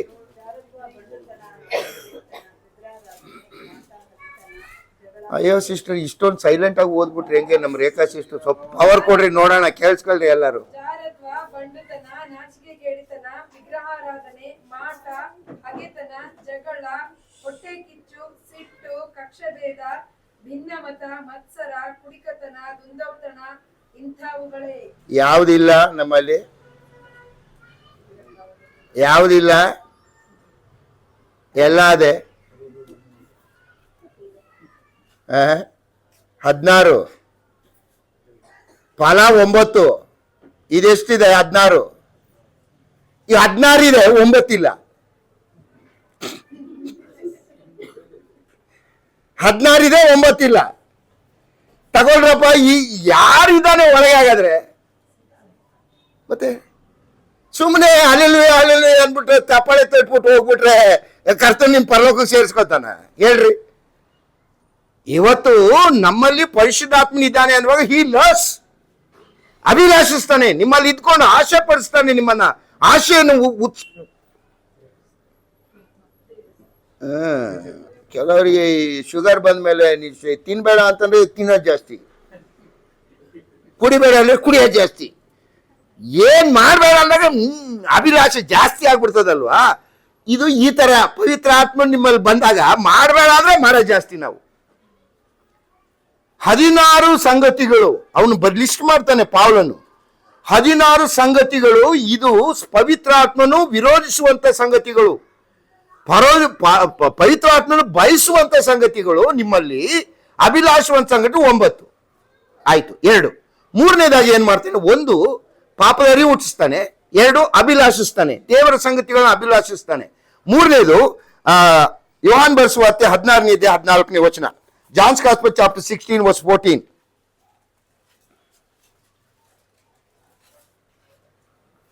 ಆತನು ನನ್ನನ್ನು ತೆಗೆದುಕೊಂಡು ನಿಮಗೆ ತಿಳಿಸುತ್ತಾ ನನ್ನನ್ನೇ ಮಹಿಮೆಪಡಿಸುವನು. ನಿಮಗೆ ತೋರಿಸ್ತಾ ಹೋಗ್ತಾನೆ, ಪ್ರಕಟಪಡಿಸ್ತಾ ಇರ್ತಾನಂತೆ. ಈ ಶೋಸ್ ಪವಿತ್ರಾತ್ಮನು ತೋರಿಸ್ತಾನೆ. Luke's gospel chapter, John's gospel chapter 14 verse 26, ಯೋಹಾನ್ 14:26. ಆದರೆ ಆ ಸಹಾಯಕನು, ಅಂದರೆ ನನ್ನ ಹೆಸರಿನಲ್ಲಿ ತಂದೆಯು ಕಳುಹಿಸಿಕೊಡುವ ಪವಿತ್ರಾತ್ಮನೇ ನಿಮಗೆ ಎಲ್ಲವನ್ನು ಉಪದೇಶಿಸಿ ನಾನು ನಿಮಗೆ ಹೇಳಿದ್ದನ್ನೆಲ್ಲ ನಿಮ್ಮ ನೆನಪಿಗೆ ತರುವನು. ನೋಡ್ರಿ, 1 ಪಾಪದರಿ ಹುಟ್ಟಿಸ್ತಾನೆ, 2 ಆತನು ಬಯಕೆಯನ್ನು ಹುಟ್ಟಿಸ್ತಾನೆ. ಈ ಬಯಕೆ ಅಂತಂದ್ರೆ ಈ ಪ್ರೆಗ್ನೆಂಟ್ ಆದಾಗ ಅದೇನು ಮಾವಿನಕಾಯಿ ಬಯಕೆ ಬರ್ತದಂತಲ್ಲ, ಅದೇನು ಬಯಕೆ ಅಂತ ಹೇಳ್ತಾರೆ. ನಾನು ಕೇಳಿಸ್ಕೊಂಡಿದ್ದೇನೆ. ಆ ಸಮಯದಲ್ಲಿ ಕೇಳ್ತಾರೆ, ಬಯಕೆ ನಿಮ್ಗೆ ಏನಾರ ಬಯಕೆ ಇದೆಯಾ ಅಂತ. ಈ ನಮಗೆ ಒಂಥರ ವಿಚಿತ್ರವಾದ ಬಯಕೆ. ಪವಿತ್ರ ಆತ್ಮ ನಿಮ್ಮಲ್ಲಿ ಬಂದ್ರೆ ನಿಮ್ಮಲ್ಲಿ ಆತನು ನಿಮ್ಮೊಳಗಿದ್ದಾನೆ ಅನ್ನೋದಕ್ಕೆ ಬಯಕೆ ಬೇರೆ ಆಗಿಬಿಡುತ್ತೆ. ನಮ್ಮಲ್ಲಿ ಬಯಕೆ ಬೇರೆ ಆಗೋದಿಲ್ಲ, ಯಾವುದು ಆಗೋದಿಲ್ಲ. ಯಾವ ಬಯಕೆ ಪವಿತ್ರಾತ್ಮನು ಯಾವ್ದು ವಿರೋಧಿಸ್ತಾನೆ 16 ಬಯಕೆಗಳು ಅದು ಇದ್ದೇ ಇರ್ತವೆ. ಪಾಪದ ಅರಿವು ಕೊಟ್ರೆ ತಲೆ ಮೇಲೆ ಹೊಡೆದು ಕೂರಿಸ್ತೀವಿ ಅವನ್ನ, ಸುಮ್ಮನೆ ಇದ್ ಕೂತ್ಕೋ, ಮಾತಾಡಬೇಡ ನೀನು, ನಾನು ಮಾಡೋದು ಮಾಡ್ಕೊಂಡು ಹೋಯ್ತೀನಿ, ಸುಮ್ಮನೆ ಕೂತಿರೋ ಅಂತ. ಅದನ್ನು ಪಾಪದ ಅರಿವು ಕೊಟ್ರೆ ಅದನ್ನು ಒಪ್ಕೊಳ್ಳಲ್ಲ. ಬಯಕೆ ಕೊಟ್ರೆ ಆ ಬಯಕೆನೂ ಒಪ್ಪಲ್ಲ. 3ನೇದು ಅವನು ಏನ್ ಹೇಳ್ತಾನೆ? ಪವಿತ್ರ ಆತ್ಮನು ನಾನು ಹೋದ ಮೇಲೆ ಆತನು ನಿಮ್ಮಲ್ಲಿದ್ದು ತೋರಿಸಿ ಕೊಡ್ತಾನೆ, ನಾನು ಹೇಳಿದ್ದನ್ನೆಲ್ಲ ನಿಮಗೆ ತೋರಿಸ್ತಾ ಇರ್ತಾನೆ. ಮಗನೇ ಮಗಳೇ, ಇದು ಕ್ರಿಸ್ತನು ನಿನಗೆ ಹೇಳಿದಂತ ಮಾರ್ಗ, ಕ್ರಿಸ್ತನ ಮಾರ್ಗ ಇದು ಅಂತ ತೋರಿಸ್ತಾನಂತೆ. ಯಾರಿದ್ದಾರೆ ನಮ್ಮಲ್ಲಿ? ನಾವು ಯಾರು ಹೇಳೋದು ಬೇಡ, ನಮ್ಮನ್ನ ಒಮ್ಮೆ ನಾವು ಪರೀಕ್ಷೆ ಮಾಡ್ಕೊಳ್ಳೋಣ. ಈಗ ಪವಿತ್ರಾತ್ಮನ ನಮ್ಮಲ್ಲಿ ಮುದ್ರೆಯಾಗಿರ್ತಾನೆ. ಎಲ್ಲಿವರೆಗಿರ್ತಾನೆ? ನಾವು ಬಿಡುಗಡೆ ದಿವಸದವರೆಗೆ ಇರ್ತಾನೆ. ಇದ್ರೆ ಆತನು ನೀನು ಪಾಪ ಮಾಡಿದ್ರು ಬಿಟ್ಟು ಹೋಗೋದಿಲ್ಲ. ಆತನು ನಿನ್ನಲ್ಲಿ ಬಂದಾಗ ಆತನು ಏನೇನ್ ಕಾರ್ಯ ಮಾಡ್ತಾನೆ ಅಂತ ಎಲ್ಲ ನೋಡುದು. ಸರಿ, ಈ ಮುದ್ರೆ ಯಾಕೆ ಆಗ್ತಾನೆ ದೇವರು? ಮುದ್ರೆಯಿಂದ ಆಗುವ ಲಾಭ ಏನು? ಅದು 5 ಅಂಶಗಳನ್ನು ತಿಳಿಸ್ತೇನೆ ಮುಂದೆ.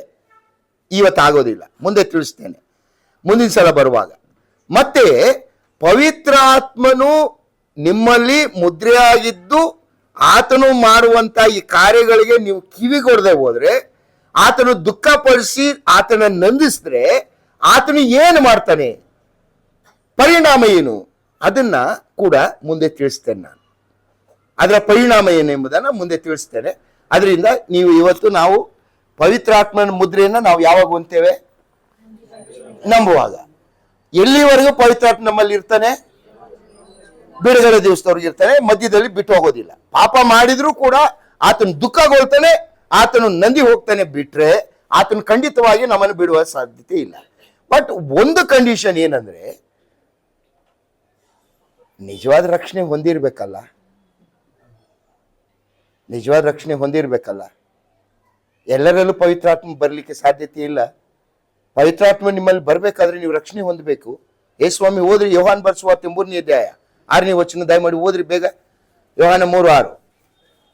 ದೇಹದಿಂದ ಹುಟ್ಟಿದ್ದು ದೇಹವೇ, ಹ. ಆತ್ಮನಿಂದ ಹುಟ್ಟಿದ್ದು ಆತ್ಮವೇ. ಹ. ನೀವು ಹೊಸದಾಗಿ ಹುಟ್ಟಬೇಕು ಎಂದು ನಾನು ನಿನಗೆ ಹೇಳಿದ್ದರಿಂದ ಆಶ್ಚರ್ಯಪಡಬೇಡ. ನೀನು ಹೊಸದಾಗಿ ಹುಟ್ಟಬೇಕಂದ್ರೆ ಆತ್ಮನಿಂದ ಹುಟ್ಟಬೇಕು, ಅಂದ್ರೆ ಹೊಸದಾಗಿ ಹುಟ್ಟಬೇಕು. ಇಬ್ರಿಯ ಬರೆದ ಪತ್ರಿಕೆ 12ನೇ ಅಧ್ಯಾಯ 8ನೇ ವಚನ ಏನ್ ಹೇಳ್ತಾನೆ ಕೇಳಿಸ್ಕೊಳ್ರಿ. ಇಬ್ರಿಯ 12:8. ತಂದೆಯಿಂದ ಶಿಕ್ಷೆ ಹೊಂದದ ಮಗನಲ್ಲಿ ಹ. ಮಕ್ಕಳೆಲ್ಲರೂ ಹೊಂದುವ ಶಿಕ್ಷೆಯು ನಿಮಗುಂಟಾಗದಿದ್ದರೆ ನೀವು ಹಾದರದಿಂದ ಹುಟ್ಟಿದವರೇ ಹೊರತು ಪುತ್ರರಲ್ಲ. ಅಂದ್ರೆ ನೀವು ಹುಟ್ಟಿಲ್ಲ ಅಂದಾಗ ಯಾರಿಲ್ಲ ನಿಮ್ಮಲ್ಲಿ? ಪವಿತ್ರಾತ್ಮನಿಲ್ಲ. ಪವಿತ್ರಾತ್ಮ ಇಲ್ಲ ಅಂದ್ಮೇಲೆ ನೀವು ಯಾವ ಇದ್ರಲ್ಲಿ ಇರ್ತೀರಿ? ಫಸ್ಟ್ ನಾವು ಪರೀಕ್ಷೆ ಮಾಡ್ಕೊಳ್ಬೇಕಾಗಿರೋದು ಇದು. ಪವಿತ್ರಾತ್ಮನ್ ನಾವಲ್ಲಿ ಇದ್ದಾನೆ ಇಲ್ವೋ ಅನ್ನೋದಲ್ಲ, ರಕ್ಷಣೆ ಹೊಂದಿದೇ ಇಲ್ವೋ ಅಂತ ನಾವು ಪರೀಕ್ಷೆ ಮಾಡ್ಕೊಳ್ಬೇಕು. ನಿಜವಾಗಿ ನೀವು ರಕ್ಷಣೆ ಹೊಂದದೇ ಇದ್ರೆ ಪವಿತ್ರಾತ್ಮ ನಿಮ್ಮಲ್ಲಿ ಬಂದೇ ಇಲ್ಲ. ಪವಿತ್ರಾತ್ಮ ನಿಮ್ಮಲ್ಲಿ ಬರದೆ ಪಾಪದ ಪ್ರೇರಣೆ, ಪಾಪದ ವಿರುದ್ಧವಾಗಿ ಪಾಪದ ಅರಿವು ಹುಟ್ಟಿಸೋನು ಯಾರು? ಆಮೇಲೆ ನಿನ್ನಲ್ಲಿ ಅಭಿಲಾಷೆ ಹುಟ್ಟಿಸೋನು ಯಾರು? ಆಮೇಲೆ ನಿನ್ನಲ್ಲಿ ತೋರಿಸುವನು ಯಾರು? ಪವಿತ್ರಾತ್ಮನು. ಇದ್ಯಾವುದು ನಿನ್ನಲ್ಲಿ ಇರುವುದಿಲ್ಲ. ನೀನು ಆಸ್ ಇಟ್ ಇಸ್ ಹೆಂಗಿರ್ತಿ? ಅವಿಶ್ವಾಸಿ. ಸುಮ್ಮನೆ ಬಣ್ಣ ಚೇಂಜ್ ಅಷ್ಟೇ. ಏನ್ ಬಣ್ಣ ಚೇಂಜು? ಅವನು ಯಾರೋ ಇಂದು ದೀಕ್ಷಾತನ ಕೊಟ್ಬಿಟ್ಟ ಈ ಅಪ್ಪ ಪಾಸ್ಟ್ರು. ಕೊಟ್ಬಿಟ್ಟು ನಿನ್ನ ಹೆಸರು ರಾಮ, ಇನ್ಮೇಲೆ ನೀನು ರಾಮ ಅಲ್ಲ ರಾಬರ್ಟ್ ಅಂದ. ಹೋದ, ಇಷ್ಟು ಬಂದ್ಬಿಡ್ತು. ಈ ಪಾಸ್ಟರ್ ರಾಬರ್ಟ್, ಸ್ವಾಮಿ ಸತ್ತಿದ್ದು 40 ದಿವಸ ಸಿಕ್ಕಾಪಟ್ಟೆ ಉಪವಾಸ ಮಾಡ್ಬೇಕು ನೀನು. ಮಾಂಸ ಮಡ್ಡಿ ಅಂತೂ ಮುಟ್ಟಂಗೆ ಇಲ್ಲ. ಸರಿ, ಹೊಸದಾಗಿ ದೀಕ್ಷಾನ ಕೊಟ್ಬಿಟ್ಟಿದ್ನಲ್ಲ, ಇವೇನ್ ಮಾಡ್ದ? ಮಾಂಸ ತರಲೇ ಇಲ್ಲ ಮನೆಗೆ. ಈ ಗುಡ್ ಫ್ರೈಡೆ ಬಂದ್ಬಿಡ್ತು. ಗುಡ್ ಫ್ರೈಡೆ ಗಂಜಿ ತಿನ್ಬೇಕು ಅಂತ ಹೇಳಿದ್ದ. ಇವನ್ ಹೆಂಡತಿಗೆ ಏನಾಗೋಯ್ತು? ಅಲ್ಲರಿ ಇದೇನ್ರಿ ಇದು? ಸ್ವಾಮಿ ನಂಬೋದಲ್ದೆ ಈ ತಿನ್ನಕ್ಕೂ ತೊಂದರೆ ತಂದು ಇಟ್ಬಿಟ್ರಲ್ಲ ಇವರು. 1 ತಿಂಗಳಿಂದ ಬಾಯಿ ಎಕಡೆ ಆದಂಗೆ ಆಗ್ಬಿಟ್ಟೈತೆ, ಮಾಂಸ ತಿಂದೆ ಹೆಂಗು ಗುಡ್ ಫ್ರೈಡೆ ಆಯ್ತಲ್ಲ, ತಂದ್ಬಿಡ್ರಿ ಇವತ್ತು 1 kg ಅಂತ ತಂದ. ಬೇಯಿಸಕ್ ಶುರು ಮಾಡಿದ್ರು ಇವರು. ಮಸಾಲೆ ಹಾಕಿ ಬೇಯಿಸ್ತಾರೆ. ಅವನ್ ಬಂದ, ಪಾಸ್ಟ್ರು ಬಂದ. ಯಾಕಂದ್ರೆ ರಾಬರ್ಟ್ ಮನೆ ಫಸ್ಟ್ ಹೋಗ್ಬಿಡೋಣ, ಯಾಕಂದ್ರೆ ಮೊದಲನೇ ದೀಕ್ಷಾನ ಕೊಟ್ಟಿದ್ದೀನಿ ನೋಡೋಣ ಅಂತ. ಹೋಗಿ ಮನೆಗೆ ಎಂಟ್ರ್ ಆಗ್ತಾ ಇದ್ದಾನೆ, ಒಳ್ಳೆ ಬಿರಿಯಾನಿ ಸ್ಮೆಲ್ಲು. ಕೇಳ್ದ ಇವನ್ನ, ರಾಬರ್ಟ್ ಏನೋ ಮಾಡ್ತಿದ್ಯಾ? ಅಡಿಗೆ ಏನೋ? ನಾ ಗಂಜಿ ಮಾಡಕ್ ಹೇಳಿದ್ನಲ್ಲ. ಏನು ಇಲ್ಲ ಏನು ಇಲ್ಲ. ಪಾಸ್ಟ್ರಿಗೆ ವಾಸನೆ ತಡಿಯಕ್ಕಾಗ್ಲಿಲ್ಲ. ಏನ್ ಗಮ್ಮ, ಮಸಾಲೆ ಎಕ್ಸ್ಟ್ರಾ ಹಾಕೋಳೆ ಇವಳು, ಅಷ್ಟಿಂದ ಹಾಕಿರ್ಲಿಲ್ವಲ್ಲ. ಹೋಗಿ ಅಡಿಗೆ ಮನೆ ತೆಗೆದು ನೋಡ್ದ, ಪಾತ್ರೆಯಲ್ಲಿ ಮಟನ್ ಬೇಯ್ತಾ ಇದೆ. ಪಾಸ್ಟ್ಗೆ ಸಿಕ್ಕಾಪಟ್ಟೆ ಕೋಪ ಬಂದ್ಬಿಡ್ತು. 2 ರೀತಿಯಲ್ಲಿ ನೀನು ಪಾಪಿ. ಒಂದು, ಯೇಸು ಸ್ವಾಮಿ ಸತ್ತು ದಿವಸ ಈ ಮಟನ್ ಮಾಡ್ಕೊಂಡು ತಿಂತಾ ಇದ್ದೆ. 1. 2, ನಾನು ಇಷ್ಟು ಹೇಳಿದ್ರೂ ಕೂಡ ನೀನು ಮಾಡ್ಕೊಂಡು ತಿಂತಾ ಇದ್ಯಾ. ನಾನು ಬಂದ್ ಕೇಳಿದ್ರೆ ಸುಳ್ಳು ಹೇಳ್ತಾ ಇದೆಯಲ್ಲ, ಇದು 2ನೇ ತಪ್ಪು ಅಂತಂದ. ಅವನಂದ, ಪಾಸ್ಟರ್ ಸಾಹೇಬ್ರೆ ಖಂಡಿತವಾಗಿ ನನ್ನ ತಪ್ಪು ಇದ್ರಲ್ಲಿ ಇಲ್ವೇ ಇಲ್ಲ. ಏನ್ ತಪ್ಪಿಲ್ವ ನಿಂದು ಅಂದ. ಖಂಡಿತ ಇಲ್ಲ. ನೀವೇನ್ ಮಾಡಿದ್ರಿ? ನನ್ನ ಹೆಸರು ರಾಮ ಆಯ್ತು. ನೀರ್ನ ಮುಳುಗಿಸ್ಬಿಟ್ಟು ಮೇಲೆತ್ಬಿಟ್ಟು ಏನಂದ್ರಿ ನೀವು? ನನ್ನ ರಾಬರ್ಟ್ ಅಂದ್ರಿ. ನಾನು ಹಂಗೆ ತಂದಿದ್ ಮಾಂಸನೇ, ನೇಣು ಮುಳುಗಿಸಿ ಮೇಲೆತ್ತಿದ್ದೀನಿ. ಅದು ಆಲೂಗಡ್ಡೆ, ಈಗ ಮಾಂಸ ಅಲ್ಲ ಅಂದ. ತಗೊಳ್ರ ಕಿಲಾಡಿ. ನಾವು ಹೆಚ್ಚಿನವರು ಆಲೂಗಡ್ಡೆಗಳೇ. ಈ ಮಾಂಸ ನಾವು ನೀರಲ್ಲಿ ಮುಳುಗ್ಬಿಟ್ಟು ಆಲೂಗಡ್ಡೆ ಆಗಿರ್ತೀವಿ ಅಷ್ಟೇ, ಬೇರೆ ಏನು ವ್ಯತ್ಯಾಸ ಆಗಿರಲ್ಲ. ಹೆಸರು ಬದಲಾವಣೆ ಯಾವ ಸೀಮೆ ದೀಕ್ಷಾ ಸ್ನಾನ, ಯಾವ ಸೀಮೆ ರಕ್ಷಣೆ? ನಿಜವಾದ ರಕ್ಷಣೆ ನಿನಗೆ ಆಗಿಲ್ಲ ಅಂತ ಹೇಳಿದ್ರೆ ಪವಿತ್ರಾತ್ಮ ನಿನ್ನಲ್ಲಿ ಇರ್ಲಿಕ್ಕೆ ಸಾಧ್ಯತೆ ಇಲ್ಲ. ಹೊಸದಾಗಿ ಹುಟ್ಲಿಲ್ಲ ಅಂದ್ರೆ ನಿನ್ನಲ್ಲಿ ಇರ್ಲಿಕ್ಕೆ ಸಾಧ್ಯತೆ ಇಲ್ಲ. ಮೊದಲು ನಾವು ಇದನ್ನು ಗಮನಿಸಬೇಕು. ರಕ್ಷಣೆ ಹೊಂದಿದೀವಾ? ಇಲ್ಲವರೆ ರಕ್ಷಣೆ ಹೊಂದ್ರಿ. ರಕ್ಷಣೆ ಹೊಂದಿದ್ರೆ ಯಾರ ಮಾತಿನ ಅನುಸಾರವಾಗಿ ನಡ್ಕೊಳ್ತಾ ಇದ್ದೀರಿ, ಪವಿತ್ರಾತ್ಮನ ದುಃಖ ಪಡಿಸ್ತಿರೋ ನಂದಿಸ್ತಾ ಇದ್ದೀರೋ ಅಂತ ಪರೀಕ್ಷೆ ಮಾಡ್ಕೊಳ್ಳೋಣ. ಮುಂದಿನ ಸಲ ಬರುವಾಗ ಪವಿತ್ರಾತ್ಮನ ಸೀಲ್ ಯಾಕಾಗ್ತದೆ, ಅದರಿಂದ ಲಾಭ ಏನು, ಪಾಪ ಮಾಡುವಾಗ ಪವಿತ್ರಾತ್ಮನ ನಂದಿಸುವಾಗ ಪವಿತ್ರಾತ್ಮನು ಯಾಕೆ ನಂದಿಸ್ಕೊಳ್ತಾನೆ, ಏನ್ ಕಾರಣ ಎಂಬುದನ್ನ ಮುಂದೆ ನಾನು ತಿಳಿಸ್ತೀನಿ. ದೇವರು ತಾನೆ ಈ ವಾಕ್ಯನ ಆಶ್ರಯಲ್ಲಿ ಕರ್ತನಾಮಕ್ಕೆ ಸ್ತೋತ್ರವಾಗಲಿ.